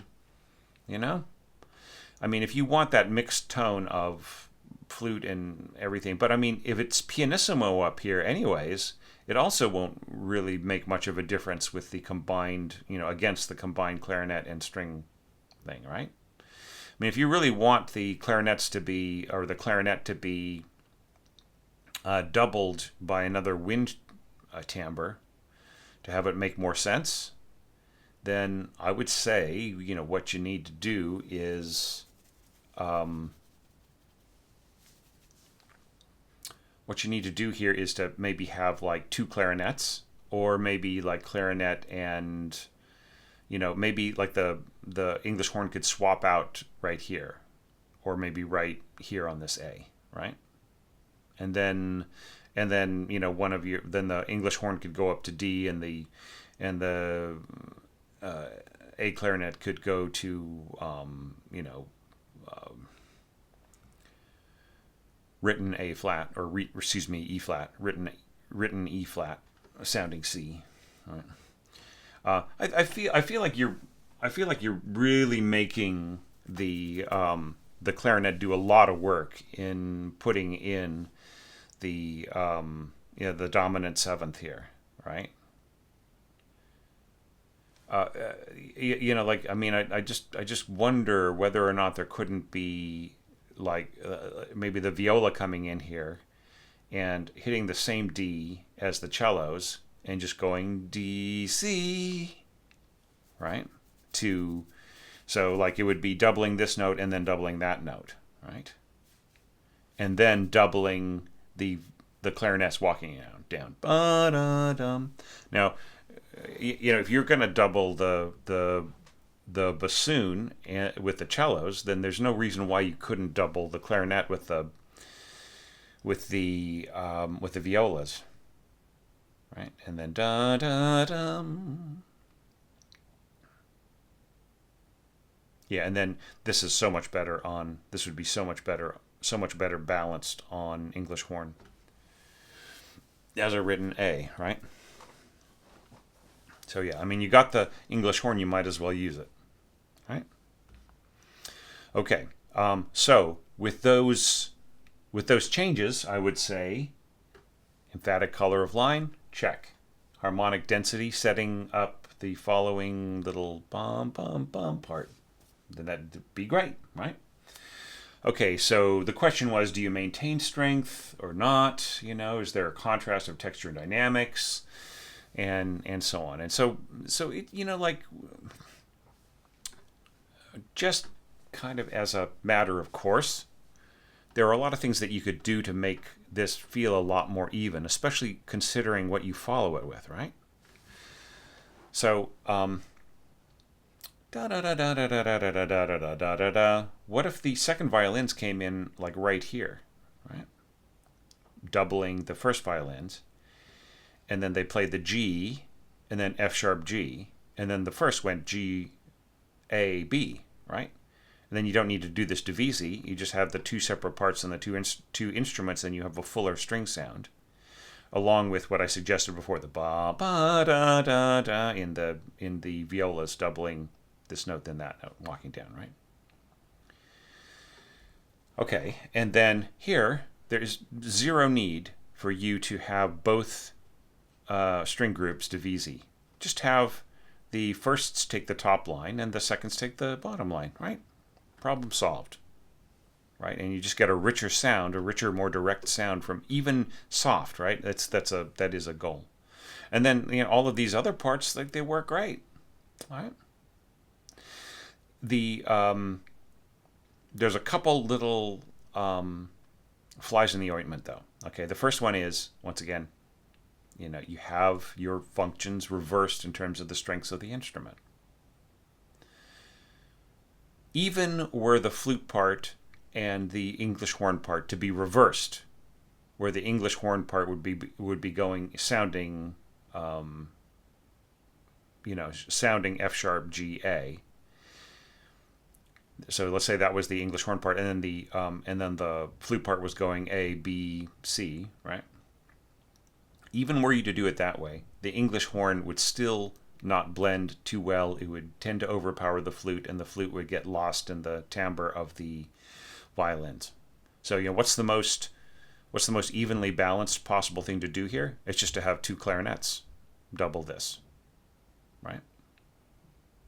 And then these parts right in here could be doubled by the English horn, which would already be down there in that area, right? So that's how to fix this, right? I feel. But I really love the whole idea of the kind of the mixed colors, and then the restraint of just the strings, and then the mixed colors, and then the restraint of just the strings. But, you know, once again, like, there's no need to have both string groups both playing divisi. It's better just to give the top line to the top string group and the bottom line to the lower string group, right? All right, so aside from all those caveats, you know, once again, like, you've always sent me very strong entries that just needed a lot of fixing up and a lot of doing of this and doing of that and so on. So, I mean, I hope you'll take the critique the right way. It's not intended in any way to disrespect your growing abilities or anything like that. But yeah, just like, ease up on scoring flute so low, you know, into places where it disappears against other instruments.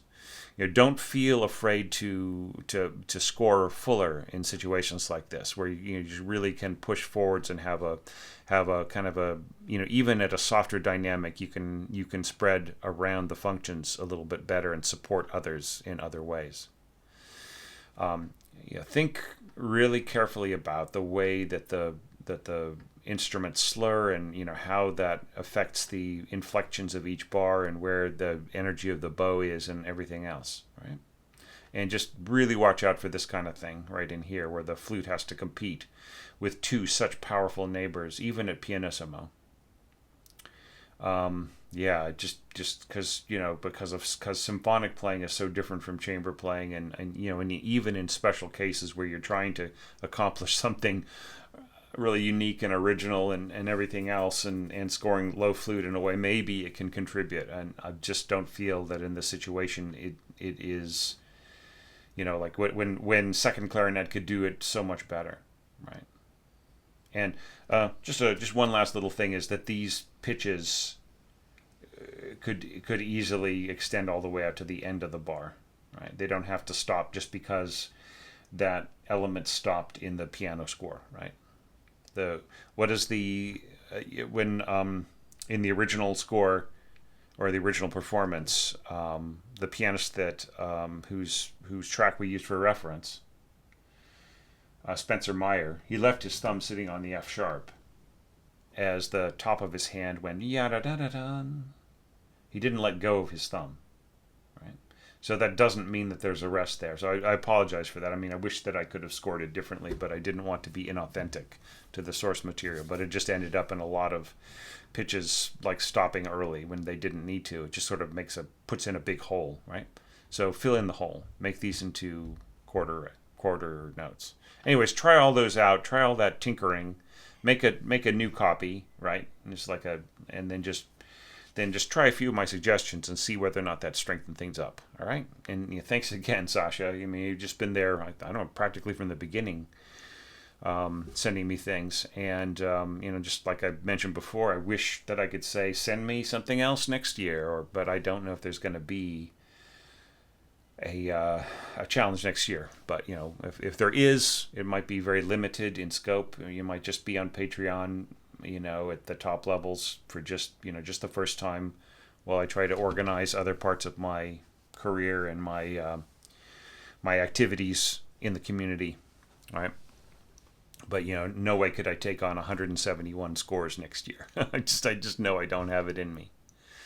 So anyways, those are my thoughts on your score. Thank you so much, and I hope you will join me, Sasha, as we take a look at the next score in this compilation.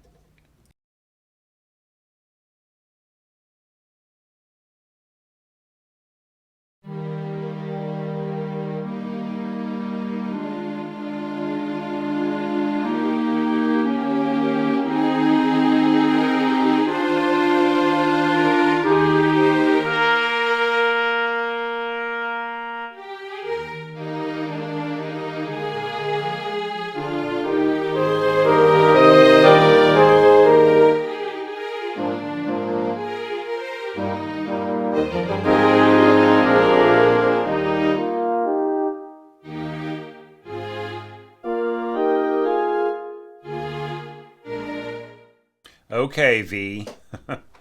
I think this is the first time you've sent me a score, unless V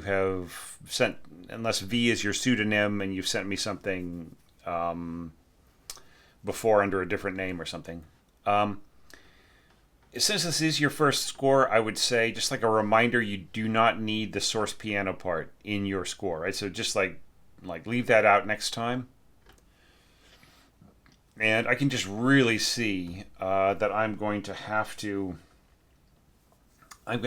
get savvy on all the platforms if I ever do this again, because I could have added a lot of editing to your like, for instance, like right here, I was listening to your mock-up, and it sounded to me like the string sounds, like while they are absolutely string sounds later on here in your score, in your mock-up. Here at the beginning, it sounded to me like they were woodwind sounds combined with string sounds, and the woodwind sounds were stronger than the string sounds, and which made me wonder whether or not your source piano track here had been set to a woodwind sound and had not been turned off, right? There's another really, really good reason for people who get involved with these challenges to just get rid of the source piano. Like, don't just you can leave this copy the way that it is, or just make another copy of the file and then just completely delete the source piano part, right? But it's okay. I'm getting a lot of entries from, people who were first-time entrants. I mean, it has to sort of be that situation because I got more scores than I ever got before. I got, I must have gotten 5 times, or I haven't been keeping track of how many people sent scores over the years. One day I'll make a big database, or maybe I'll pay my son to do it or something. So some good busy work to keep him occupied. But yeah, but just to keep track of everybody who sent me a score. But I think we started off with like maybe 40 scores or something like that, and then this last one just kept building over the years, and now it was like at 171 or something like that, some huge amount. So that obviously means that people are going to be sending me their first efforts, or maybe like the first serious scoring on a big scale like this, right? So if that's the situation, V, it's totally fine. I just I understand. I empathize completely, and I'm not going to sit here and try to shame you at all, okay? But yeah, but like next time, just delete this staff, and if there's a next time, I want there to be one. I just don't know what my energy levels are going to be like next year or from here on. But I know I've got enough to finish up this challenge, so yeah, so let's look at your orchestra that you've got here. You've decided to score everything in E flat, which is kind of fun, and you've got horns in E flat, trumpets in E flat. And looking at your scoring here, like you are really trying to abide by the period rules, right? Just like your trumpets in E flat, just for everybody's reference, this is sounding up a minor third, right? So these are going to be B flats, right? Just like you see B flats in the C instruments, right? So yeah, so these are sounding B flat up a minor third from G. And then horns in E flat are sounding down a major sixth, right? So this C here, this C above middle C is actually E flat above middle C, down a major sixth. So yeah, it's you are really abiding by the sort of natural pitches kind of dictum, right? So I mean that good work in that regard, all right? So does it make your piece sound more authentic, or does it make it sound more more organized? Are there certain problems in your notation that I can help you with, and all these other kinds of things? So we will work that out. I'm going to just completely take this as like maybe your first ever big effort, and we're just I'm going to give you as much help as I can. All right. So right here at the beginning, you have got a cut time key signature going to going to like a common time key signature, or sorry, time signature. And I really would have preferred if you had stuck with the 2/4 time signature going to the 4/4 time signature, right? I just think it's just so much, and it's also a little confusing for the players to go from maestoso cut time to allegro common time. Okay, it's not the greatest. That's not something that symphonic players. I mean, it does happen, right? Like you're treating this as a slow march, like maybe like as like a memorial kind of a march, to a fallen hero or a fallen politician or something. But this is not intended to be a march. It's intended to be like an adagio, right? In fact, it's marked adagio cantabile, right? So it has that character of being a meditation, right, rather than a procession, right? And if you intended it to be scored in cut time as a procession, you are leaving out processional elements, right? Like any kind of timekeeping to help guide the feet of the marchers, right? So just be careful. Cut time really should be saved for things where there really is that it has especially in these very, very slow tempos, that it has that kind of character. So my advice would be, especially as this looks very confusing to me, being so used to seeing the beginning in 2/4 and everything like that, and having this pick up and so on, the way that it is. I just feel you would be better off. Now, maybe that was your way of solving this problem in MuseScore, if this is in MuseScore, right? So, of like going from, 4 beats per bar and so on and so forth. Maybe you don't know how to do incomplete bars yet or whatever. And it just is kind of pointing once again to the fact that I need to get more conversant in all of the currently used maybe just Dorico and MuseScore, right? So that I can help out certain situations like this. All right, so just, let's not worry about that now. Let's think about the evaluation criteria. So the first one is, does this set the mood effectively? Well, the first thing is, I really love the slower tempo here. There have been several entries recently where this was pretty fast, like you've heard some in the earlier on, and my problem with that was that I felt that it just ended up sounding like the same tempo, in the long run. So this was done with a little bit more eloquence. Of course, like the mock-up is working against you with those very organ-like wind plus string sort of sounds. All right, but just thinking of the way that this is scored.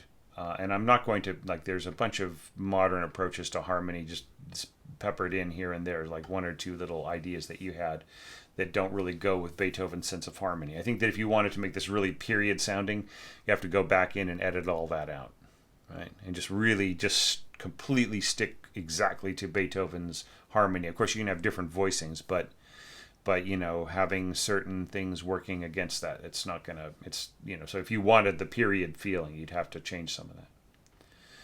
But I like this opening here, the violas and the, cellos, a kind of nice long pedal note here on a E flat, and, and you kind of give yourself a little bit more range here, by having it even lower than F, right?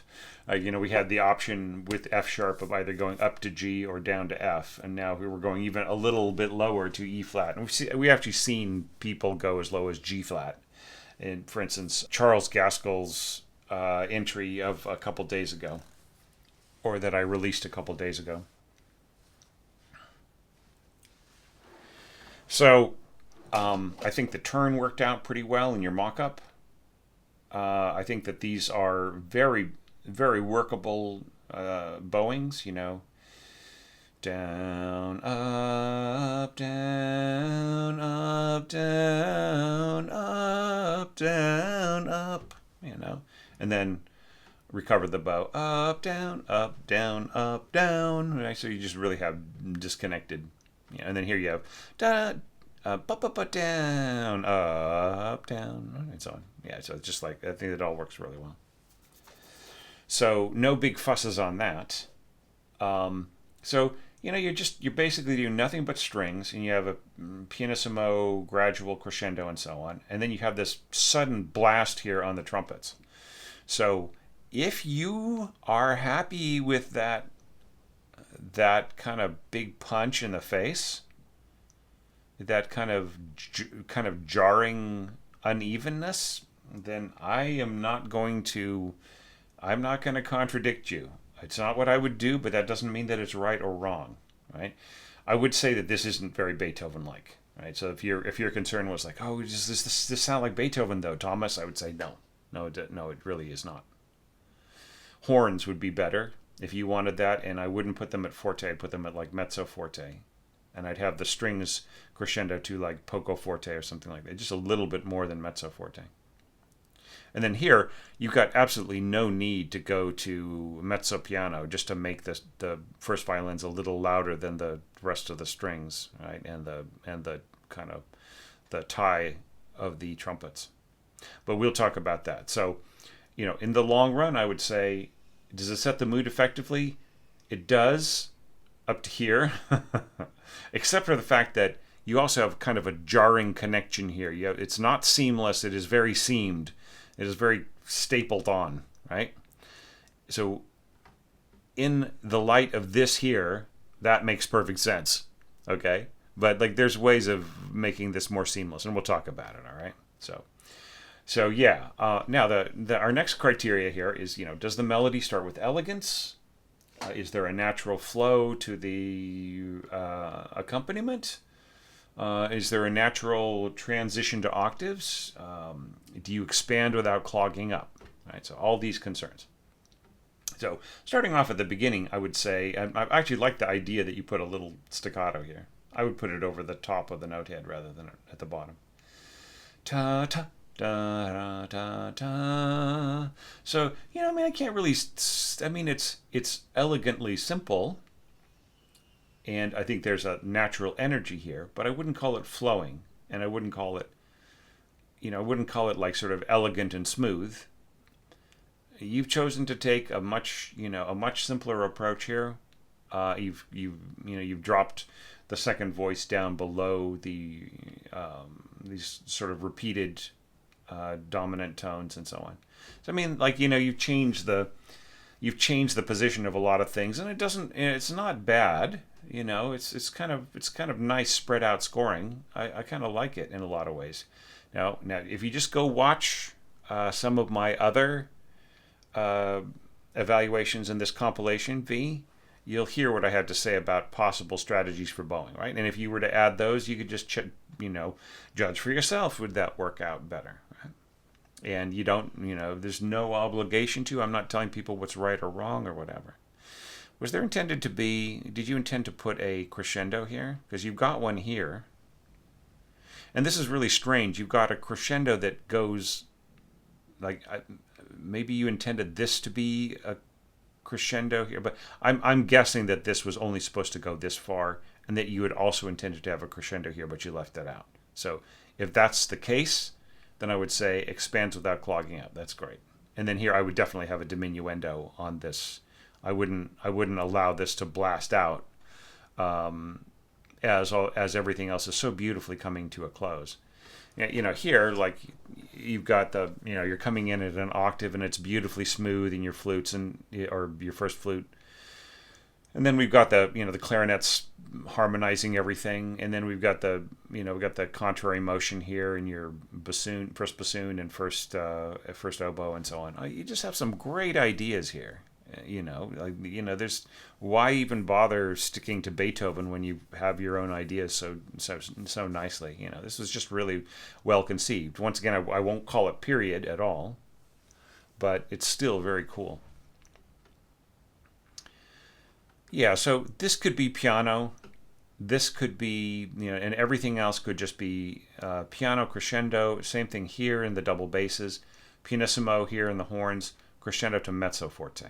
Okay, and I would start here mezzo, piano, crescendo to forte, and just the same thing here. Like the first player coming in would need their own dynamics, at least for the first half of this phrase, right?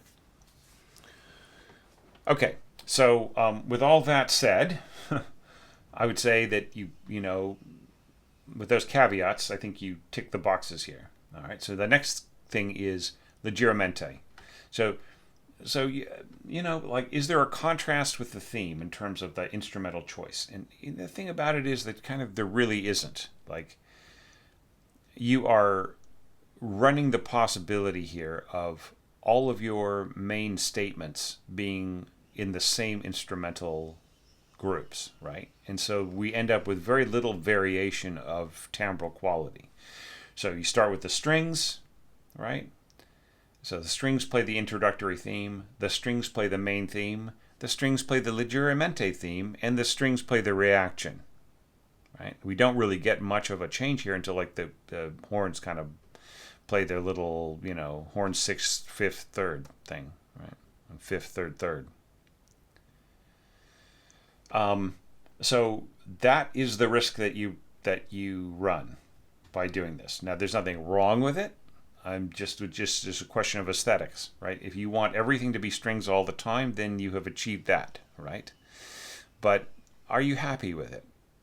Are you happy with that sense of just everything kind of being the same? Now, there's no need for you to mark this mezzo piano. As I mentioned in a previous evaluation, I really hope, V, that you watch this entire video. Okay, but as I mentioned in a previous evaluation, piano is a big universe. It is not just one step on the step ladder, right? Of which pianissimo is below and mezzo piano is above. It is a whole world of sound, of subtlety, inflection, restraint, everything else, right? So it is fine to just market piano. The players will know that they have a featured part and they will play out to whatever degree, and they will still remain, they still have that restraint and that beautiful quality of color in their instruments that comes from not going into a blah kind of a mezzo area where it's kind of a more grayish tone. So it doesn't really have the full potential of the instrument either in restraint on piano or force in forte, right? Okay, so yeah, and this is all really lovely right in here. I like the little support, harmonic support needed is my question mark here, and you decide that they do. And I love the whole idea of staccato, regular articulation. Staccato, regular articulation. Right? So I think that works fine. Now, I can see why you're looking at this and you're saying, well, that's why I wanted mezzo piano here, because there's so much weight in this accompaniment. Well, maybe the accompaniment just needs to have less instruments. Maybe you should just, cut the strings and just have the accompaniment just be winds and brass or winds and horns, right? And strings just playing the little thing. Or maybe you should reverse it and just have these be stated in the winds and then without the brass and the strings playing together as a cushion. There's so many things left for you to do here. You could possibly do. I wouldn't slur to the end note, even if that slurring up is easier on a cello. Ta ta ta ta. You really need the separate articulation on the next beat, right? And if you were transcribing this to bassoon and you were giving them ta ta, like let's say that you had to go ta, that's a very, very difficult drop to get to absolutely nail. It's not impossible, but it just isn't very idiomatic. Right, and then here you go ba ba ba ba ba da dum. Yeah, so similar to an entry that we just looked at, there you're not really giving the seventh all that much emphasis, right? Yeah, da da da da da da da da da da da da dum bum bum. So while you do have harmonic density, I can't really say that it's setting up the next texture, right? Because you pull back. I love the idea of starting forte, like that gives it the emphatic texture that we're looking for. Okay, but like you're just going to straight horns here. What if you just like, da da da da da da da da da da da da da da bum, and just like, and it was just strings rather than winds, and then that gave the horns, they could just go bum bum bum, and maybe this is where you could add some timpani, bong bong bong, and that would make up for the fact that everything else is dropping out, right?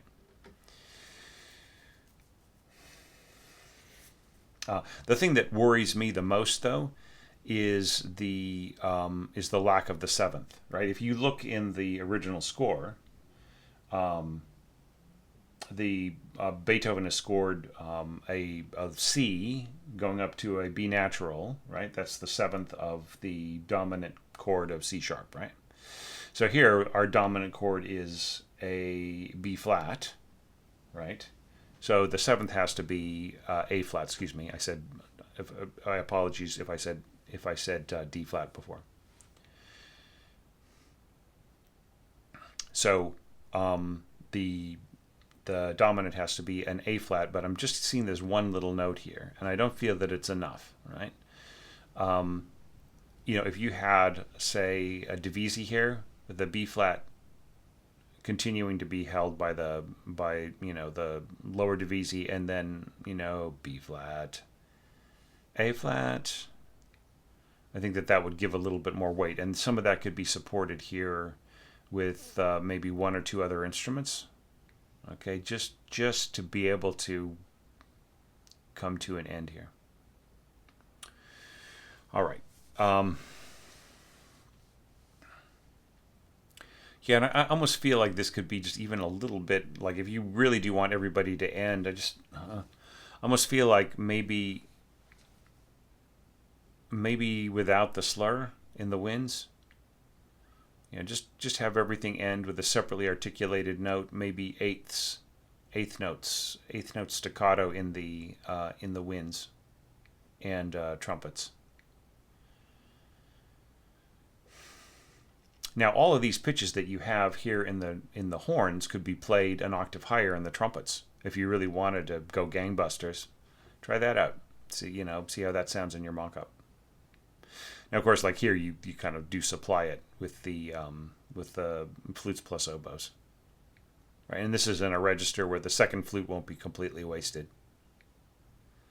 I mean, it's a cool idea. You've got some great ideas in this. So, yeah, I mean, I'd originally had plans to jump to a completely different era after this, forwards, and I'm just thinking like what your imagination let loose on that would have come up with, But like as I said before, I just can't really guarantee what that when I'll be able to do that. So anyways, I just want to thank you so much for your patience and for hopefully you haven't given up on me, and hopefully you're continuing to orchestrate things, and that you'll have a chance to take a look at this and add your comments below, and let me know that you had it. Everybody seriously watching this who participated with scores in this, please let me know that you had a chance to see this, just so that I know I'm not worried that that I put all these evaluations out finally in the end, and I never, the people who send me the scores never even knew that I took care of it. All right, I'll try to get in touch with people via email in the following weeks, but yeah, that's just one more chore for me to do right now, and I'd rather just focus on the evaluations right now. So thank you so much for this really great score, and now that just leaves one last score, and it is a corker. So I really hope everybody has stuck with me through all these evaluations, and you are ready to look at this last one, because it is really something else. All right, let's take a look at it now.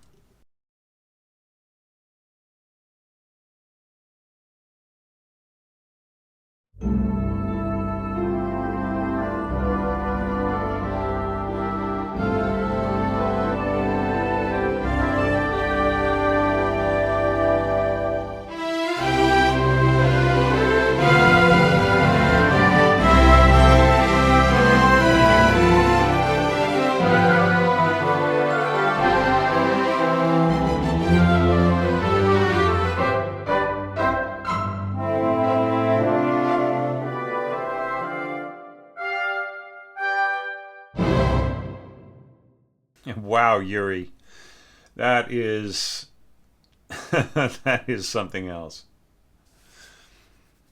Okay, so there's a lot of things. I'm really glad that this is actually in a Sibelius format, so I can show you a few things. All right. So the first one is this. Okay, so I'm just going to let's delete this pianissimo here. All right. So I'm going to delete it. Then I am going to type in like in order to type in dynamics, you have to, in Sibelius, you have to rest your thumb on the command key or control key if you're in Windows on a PC, and then hit the E button, right? And that ends up with this little caret here. Okay, now why move your thumb? Just type PP, and look at that beautifully engraved dynamic there, right? There you have actually, like in all of these things where you put in all of these dynamics, you could have just left your thumb sitting on the control or command key and ended up with such beautifully much easier to read dynamics. I mean, look at the score the way this is. What a nightmare for a conductor to try to guess, where the dynamics were, and I might actually miss a few, right? But look how easy this is. That's one of the reasons why the dynamics are in their own special bold font, right? Okay, so that's one thing. Now the other thing is this. You have a pickup bar here, right? That pickup bar cannot have a bar rest. Because what do you think, like once this is extracted and turned into an instrument part, what do you think that like our first flute player is going to think? They're going to be thinking that they have to count to 4 while they are resting, right? What's the answer? Just, either click here or type 4 on your keypad, right? So it's got to be this. It has to be quarter rests. Right? All right. So yeah. So those are 2 big problems with your score, right? That are just so easy to fix. It's kind of a trap, isn't it? The way that Sibelius just turns blank any blank bar into a bar rest, even if it's so obviously a pickup bar. I don't know if Dorico does that. But if it does, they should be ashamed of themselves. That's all right. No, I mean, Dorico, and especially, like its head developer, Daniel Spreadbury, they've done so much for the community at large, and I have scolded them over other things back when they worked on Sibelius. So I'm not going to scold them anymore. They have paid their dues as far as I'm concerned. So yeah, so here we've got this score, and you have this beautifully imaginative, sort of impressionist beginning here. Just reminds me a lot, Yuri, of the very first, it wasn't the first, it was like maybe the second or third orchestration challenge we did. And it just reminds me so much of the way that I approached that little excerpt of Debussy that we all did. Yeah.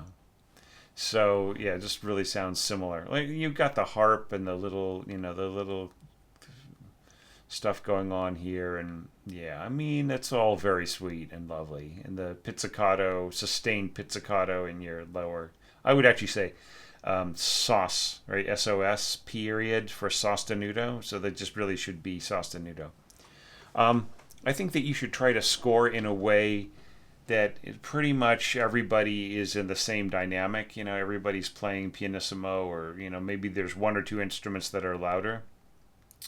But stuff like this, mezzo piano in your cellos and piano in your double basses. What do you think that player is going to think when they are, you've got these 2 players that sit right next to each other, but they can't really see each other's scores, right?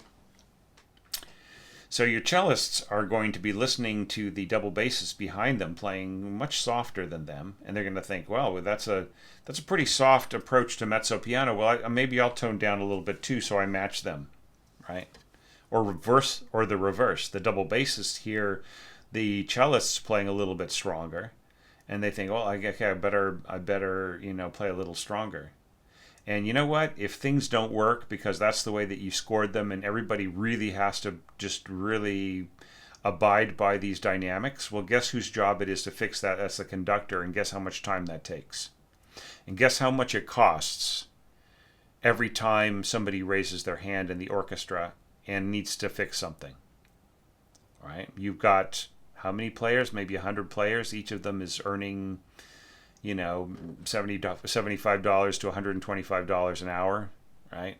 So how much money is that spent every minute that they're all sitting down there?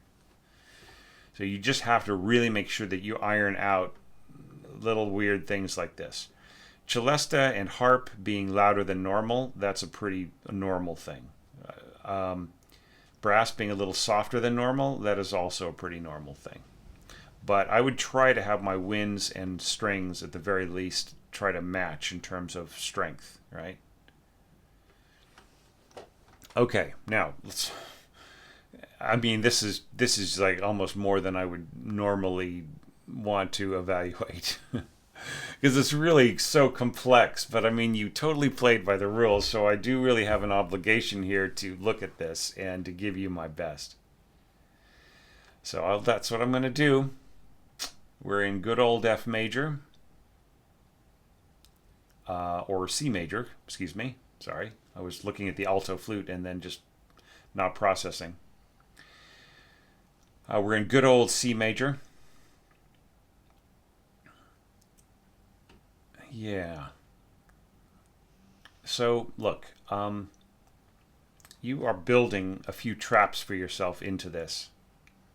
You have instruments that are more pungent, like English horn, right? Bassoon down here, oboe above. And you are asking the alto flute and regular flutes to come in very low pitches and contribute to this texture. The problem is, it's like, it's not that these kinds of weird mixed textures between flutes and double reeds and clarinets and so on. It's not that they're impossible. It's just that the way that you have set out the pitches here is not balanced at all. Right? Every time you put every time you put oboe above your flute family, the oboe will take over the sound picture and nobody's going to be able to hear anything. The only reason why you're able to hear any of those functions that are being played by flutes is because they're also doubled by clarinets, right? So the clarinets are really what people are hearing here rather than the flute itself. The flute is adding a tiny bit of timbral color, but not very much at all. It's really all about the oboe, the way that you've scored it, you know. And then like this alto flute here is just like right under the oboe in terms of, like sounding down a fourth, right? So it's under that, right? And then it has to deal with its proximity to the English horn, right? Which also being a double reed instrument will tend to just suck up all of the juice from the alto flute. So you've scored instruments on top of each other, which sound very cool in a mock-up, but they don't really have the same kind of, it's just really way out of balance. I think by really simplifying things, playing to the instrument strengths, if you are involving flutes to have them in much higher positions, and oboe right sort of in a more middle position where it doesn't dominate things or get too thin on top. There are a bunch of different ways to fix this. There's more than I can go into right now, but yeah. Right. So, yeah, and then you just got this big... So just right in here, the tuba, like you got your bassoons here, like sitting on a C. You got your tuba sitting on a G here, and the timpani hitting these Gs, and then you've got like these low pizzicato notes and so on. So really, what the ear is going to hear here is very similar to what's in the mock-up. Is despite all the weight that you're putting on C and these other instruments, they're much subtler than the sound of the tuba, even at pianissimo. So this low G here is going to make everything sound or feel like a 6/4 chord, right? It's not going to have that kind of weight. The best place for the tuba here would actually be on this, sharing this C with the cellos, right? And it might be better to have divisi double basses if you really wanted that low G, right? Yeah, it's just better to try to have like more balanced kinds of things. And you could hear like this is completely inaudible, the way that the resonance that was coming from the upper winds. The horns right in here were kind of cool. There will never ever be a need for you to score this kind of thing for third horn, right? Let's just erase this. See that reading ledger lines in bass clef. Perfectly fine for your third horn player there. However, you do have a problem in that, like, you should read my tip on third horn, right? On scoring with three horns. And, like, kind of what you've scored here, like, there are some things that really make a lot of sense. Like, right in here, you've got I'm going to erase this one too. Right in here you have got like a first horn part, and it's quite sassy and it's very cool. And then you have this ba ba ba ba bum in third horn, so that makes perfect sense. And this also makes sense to a degree, although it would be better just to keep it in first horn, right? And then but like this position here, like it would be better for the low pitch here to be played by second horn and this to be played by third horn, and then this to continue on octaves being played in first and second horn, right? So this third horn part right here is better as a second horn part, and then these two little notes here in the second horn part are really better as a third horn part. And then this is nice. I would keep this in first and second horn. Yeah. Yeah, but this works fine. Just turn this back into first horn. Yeah, and then this is all fine. First and second horn. Okay, all right. So all of that aside, all of those objections to a lot of registers out of balance and everything else, in terms of like making the mock-up sound amazing, you absolutely did that.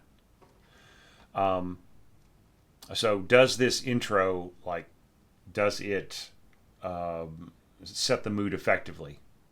I feel that it does absolutely beautifully. So like if there was any way for the idea here to be preserved while making, optimizing the registers and the combinations of the winds, and maybe fixing this tuba part here, then I'm totally into it. I don't know why you didn't bother putting in trombone. I think that would also have been really very, very cool. Okay, so now there is one further problem, okay, and that is these muted strings here. And then just here you go to strings. And so you have this very veiled sound throughout here. It gives it a kind of a more sort of ancient, more viol type. So the viols had that sort of kind of muted is the wrong sound, a sort of veiled, kind of a slightly veiled quality. So yeah, but then of course this is going to be played with the vibrato probably, so that kind of doesn't apply, takes away the effect.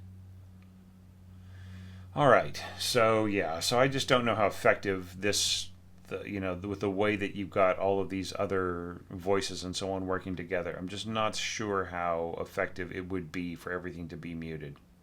I just absolutely feel like, especially with this whole idea of, fortissimo, tremolo, and so on, I mean, kind of what's the point, right? You could put in a pausa here, and then, assuming everybody has just those little rubber band style mutes that can just be flicked off by the just flicking the finger that's holding the bow just in an instant. Then you could just go back to non-muted right here, right? Just so long as there was like a tiny little gap, so that the violin players have a chance to, violinists and viola players have a chance to take that off. And then I think that this would be a lot more effective right in here. Okay, so now let's talk about, does the melody start with elegance? I think it starts in a very kind of very strange, kind of dreamy and yet sort of ebullient way. It's hard to really describe. Is there a natural flow to the accompaniment? I mean, I feel almost like accompaniment is more like, I mean, it's hard to say energetic or, and you've added a lot of elements to it, right? Which I think are very, very cool. I love this viola part.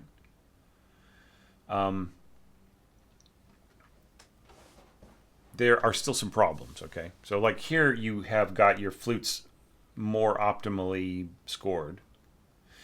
But here I'm sort of curious about this. Da, da, da. Yeah, here you've got trumpets starting at mezzo piano on a high A. Okay, so that's like, you probably end up more with something like a mezzo forte or even a forte. on that high note. That is not to say that the trumpet player cannot play softly, but it does mean that what appears to be soft to them is still going to be more like mezzo forte to your violins, right? This is really going to dominate the first violins here, almost brutally speaking, and there isn't any pickup note going into it either. So there's going to be a sudden surge of energy right here on that note. It's going to be very uneven. And then here you got this really weird da da da da ta da ta da da. So like this, yeah. It's like, I mean, I see you're trying to do this sort of this kind of harmonization from below, but so why aren't the why doesn't the slur end here, and then have these two separately bowed? Yeah, and just like very high cellos here, sort of cross voicing with the violas. I almost wish that these could be changed, because like look at the, it'd be much easier to jump down from this written G down to this F, as opposed to from way up E above middle C down to this F really effectively. Yeah, you have a lot of jumping around in general, like between registers and between positions and things like that. I just really feel like you need to study some string and wind music a little bit more. Some of those jumps are pretty easy, but like it's just a question of like the change of texture being so sudden, and like especially like from like the tenor register down to the lower bass notes, right? It just really has a very strong change of character. Yeah, and then timpani, boom, boom, boom, boom, boom, boom, boom, boom. It's very, very cool. It's like a touch of Stravinsky in there. Yeah, and see, like I feel this is a much better register for the trumpet. I almost wish that that maybe you had done something like this, ta ta tum, like second violin, like doubling the second violin instead of the first, and starting with the same pickup, the little pickup dotted rhythm, ta da dum, and then maybe go up, ta da da dum, right, da da da bum bum bum. Yeah, but just try to stay inside the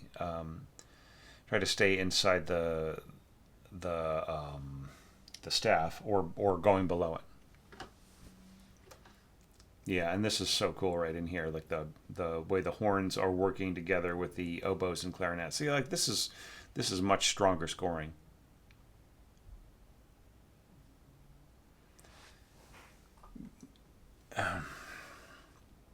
Bum ba da dum.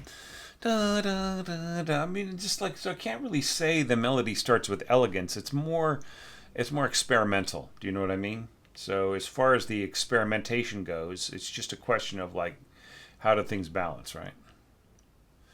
And it's a little strange, you have like dynamics that just sort of fall off a cliff and go back to the other, like forte crescendo to forte, or mezzo piano crescendo to mezzo piano. It just like it's almost like copy pasting. It's like, okay, well I have this one idea for this, and then I want it to be soft again, and then crescendo again, or like back to where it was and then crescendo again.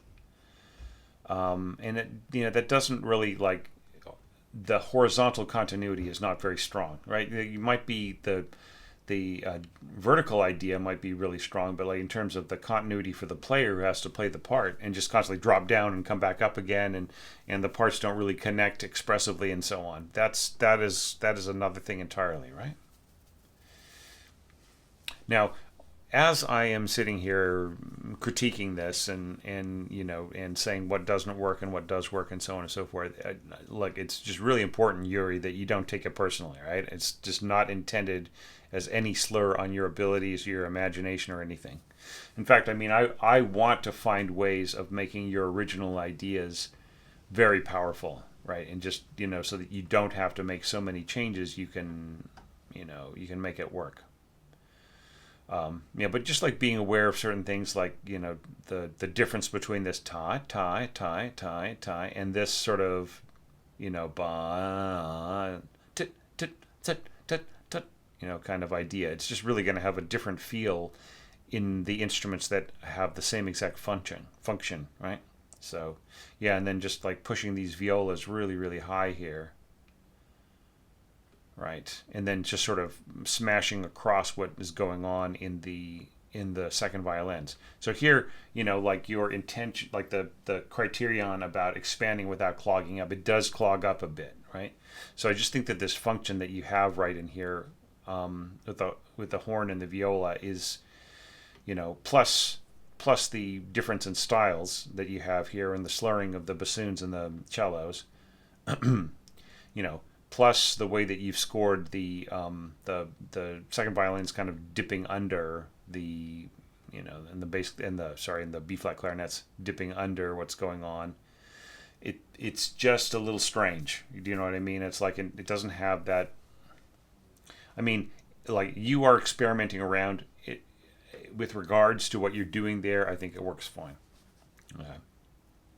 But I would definitely, watch some of the evaluations that are in this compilation from before when I talk about how to divide up the slurs a little bit more efficiently. And I think that that would do you a lot of good.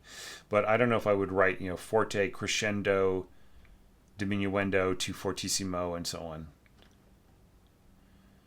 Yeah, and I'm not so sure, like, da da da da, da da da da, ba ba ba ba. I mean, just I feel like this could just go back to forte. I don't think it needs to be fortissimo here.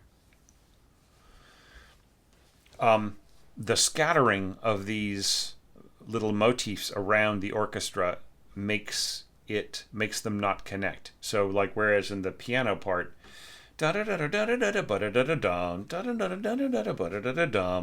like there isn't the same kind of, you don't get the feeling of continuity between the different little bits, right? So yeah, so that is the problem with this approach. But I mean, like once again, you're kind of being more experimental. So if that suits you, I'm not going to say anything against it. You definitely have like a contrast between the like stating things in the strings and trumpet and so on, and then that was a contrast with this just beautiful, very dramatic. Impressionistic, sorry, slight memory gap. So impressionistic kind of a quality here. So yeah, just I don't think the alto flute is going to do anything here. Really, it would be better for you to score this as a clarinet part, right? Your first clarinet is doing nothing. It'd be much stronger to score that than the alto flute here. The alto flute is just like especially with so many powerful instruments. The bassoons going chonk chonk, and you've got these accents and mezzo forte in the horn. Maybe this is meant to be mezzo piano or piano. It should be marked if so, but like it's still like there's a lot of tone weight here. You have an oboe note here playing forte accent. So the alto flute is just not going to work here in terms of really saying very much, adding very much tone weight at all. So you want something to double the English horn. It would be better to do it with clarinet. Right. Da da da da da da da dum, bum bum bum bum. Yeah, that all works. Yeah. All right. So let's move on to the next part right here. Question of emphatic color of line. Does the harmonic density set up the next part? I would say that harmonic density here is pretty good in the strings, anyways. It doesn't. I mean, I don't know if the double basses need to go that high. Yeah, I mean, look, you've already got plenty of strength here from your violas. I don't think there's any need for the cellos to be doubling them at pitch. It would be better for them to drop down an octave, and then the double basses to double the cellos at pitch or an octave lower even. Da da da da da da da da da da da da dum.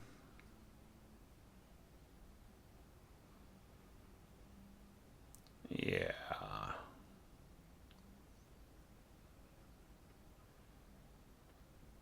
I would have the dovetailing going between the second violins and the English horn, I would have them both play this note here, this A. Ta da da ta da ta. This, and then A, second violins, and then stop, and then the English horn starts on the same A. A ba da da da da da. I think you could have added a little bit more, maybe just a little bit more filling in with the lower winds on some of these functions, and then this would be a lot more logical coming in. Yeah, it's a little. This is just a little irregular in the way that it's spread across the orchestra, I would say. The strongest thing here is the pizzicato strings and the staccato winds. Yeah, and I just would try to have things be a little bit more regular here in the brass. But this is lovely right in here. Ba-da, horns and the lower strings, and then this ba-da, da, da, dum. So like you definitely went for as many possible different changes of instrumentation and different ideas and so on. And it goes like there's just so many different things happening here. It kind of goes beyond a little bit my ability to deal with it. I mean, it would have been better in a situation like this particular challenge to maybe deal with like 8 bars or 10 bars or something like that, rather than just this full screen, because that would allow me to go into much greater depth with the limited time that I've got, right? And I don't know if that sounds a little lame. I apologize. But yeah, but I still had enormous fun looking at it, and I think it's, I think you've got a huge imagination here as an orchestrator. That just some questions of craft and questions of orchestral balance and a few other things, but like you're on the right track here. I had like some intentions of a score that I wanted to take on in this challenge, in the following year. That would have been 2024 if my health had stayed together, and I could just really see your style of orchestration and your interests applying to that score really beautifully. But as it is now, I just will have to wait, and I'll just have to see if I get better, if I get well enough to do another one of these challenges. Instead of, the thing I would hate the most to do is to throw another challenge next year and then just once again get sick and put everybody off another year or two. I just feel that would really hurt the reputation of what I'm trying to do here, and I don't want to do that. So things might have to very slowly rebuild back. So I will stop there. I'm hearing a lot of noise outside from birds and people starting to do building and banging around in their backyard. So I will just stop for now and thank everybody for their participation in the challenge and for putting up with the delay. And I hope everybody gets a chance to look at each other's scores who contributed to this particular collection and comment on each other's work, and give people some positive feedback, and everybody can all grow together as orchestrators. And thanks everybody ever so much for everything that you've done in the community and on Patreon and in other forums to help me keep this channel going. I really, really appreciate it. Okay, so join me tomorrow as we start looking at the longer level scores, which will have yet another added level of evaluation to them, and they'll be a bit longer than usual. And I guarantee that it will all be interesting to people who really love the topic of orchestration. Hope to see you then.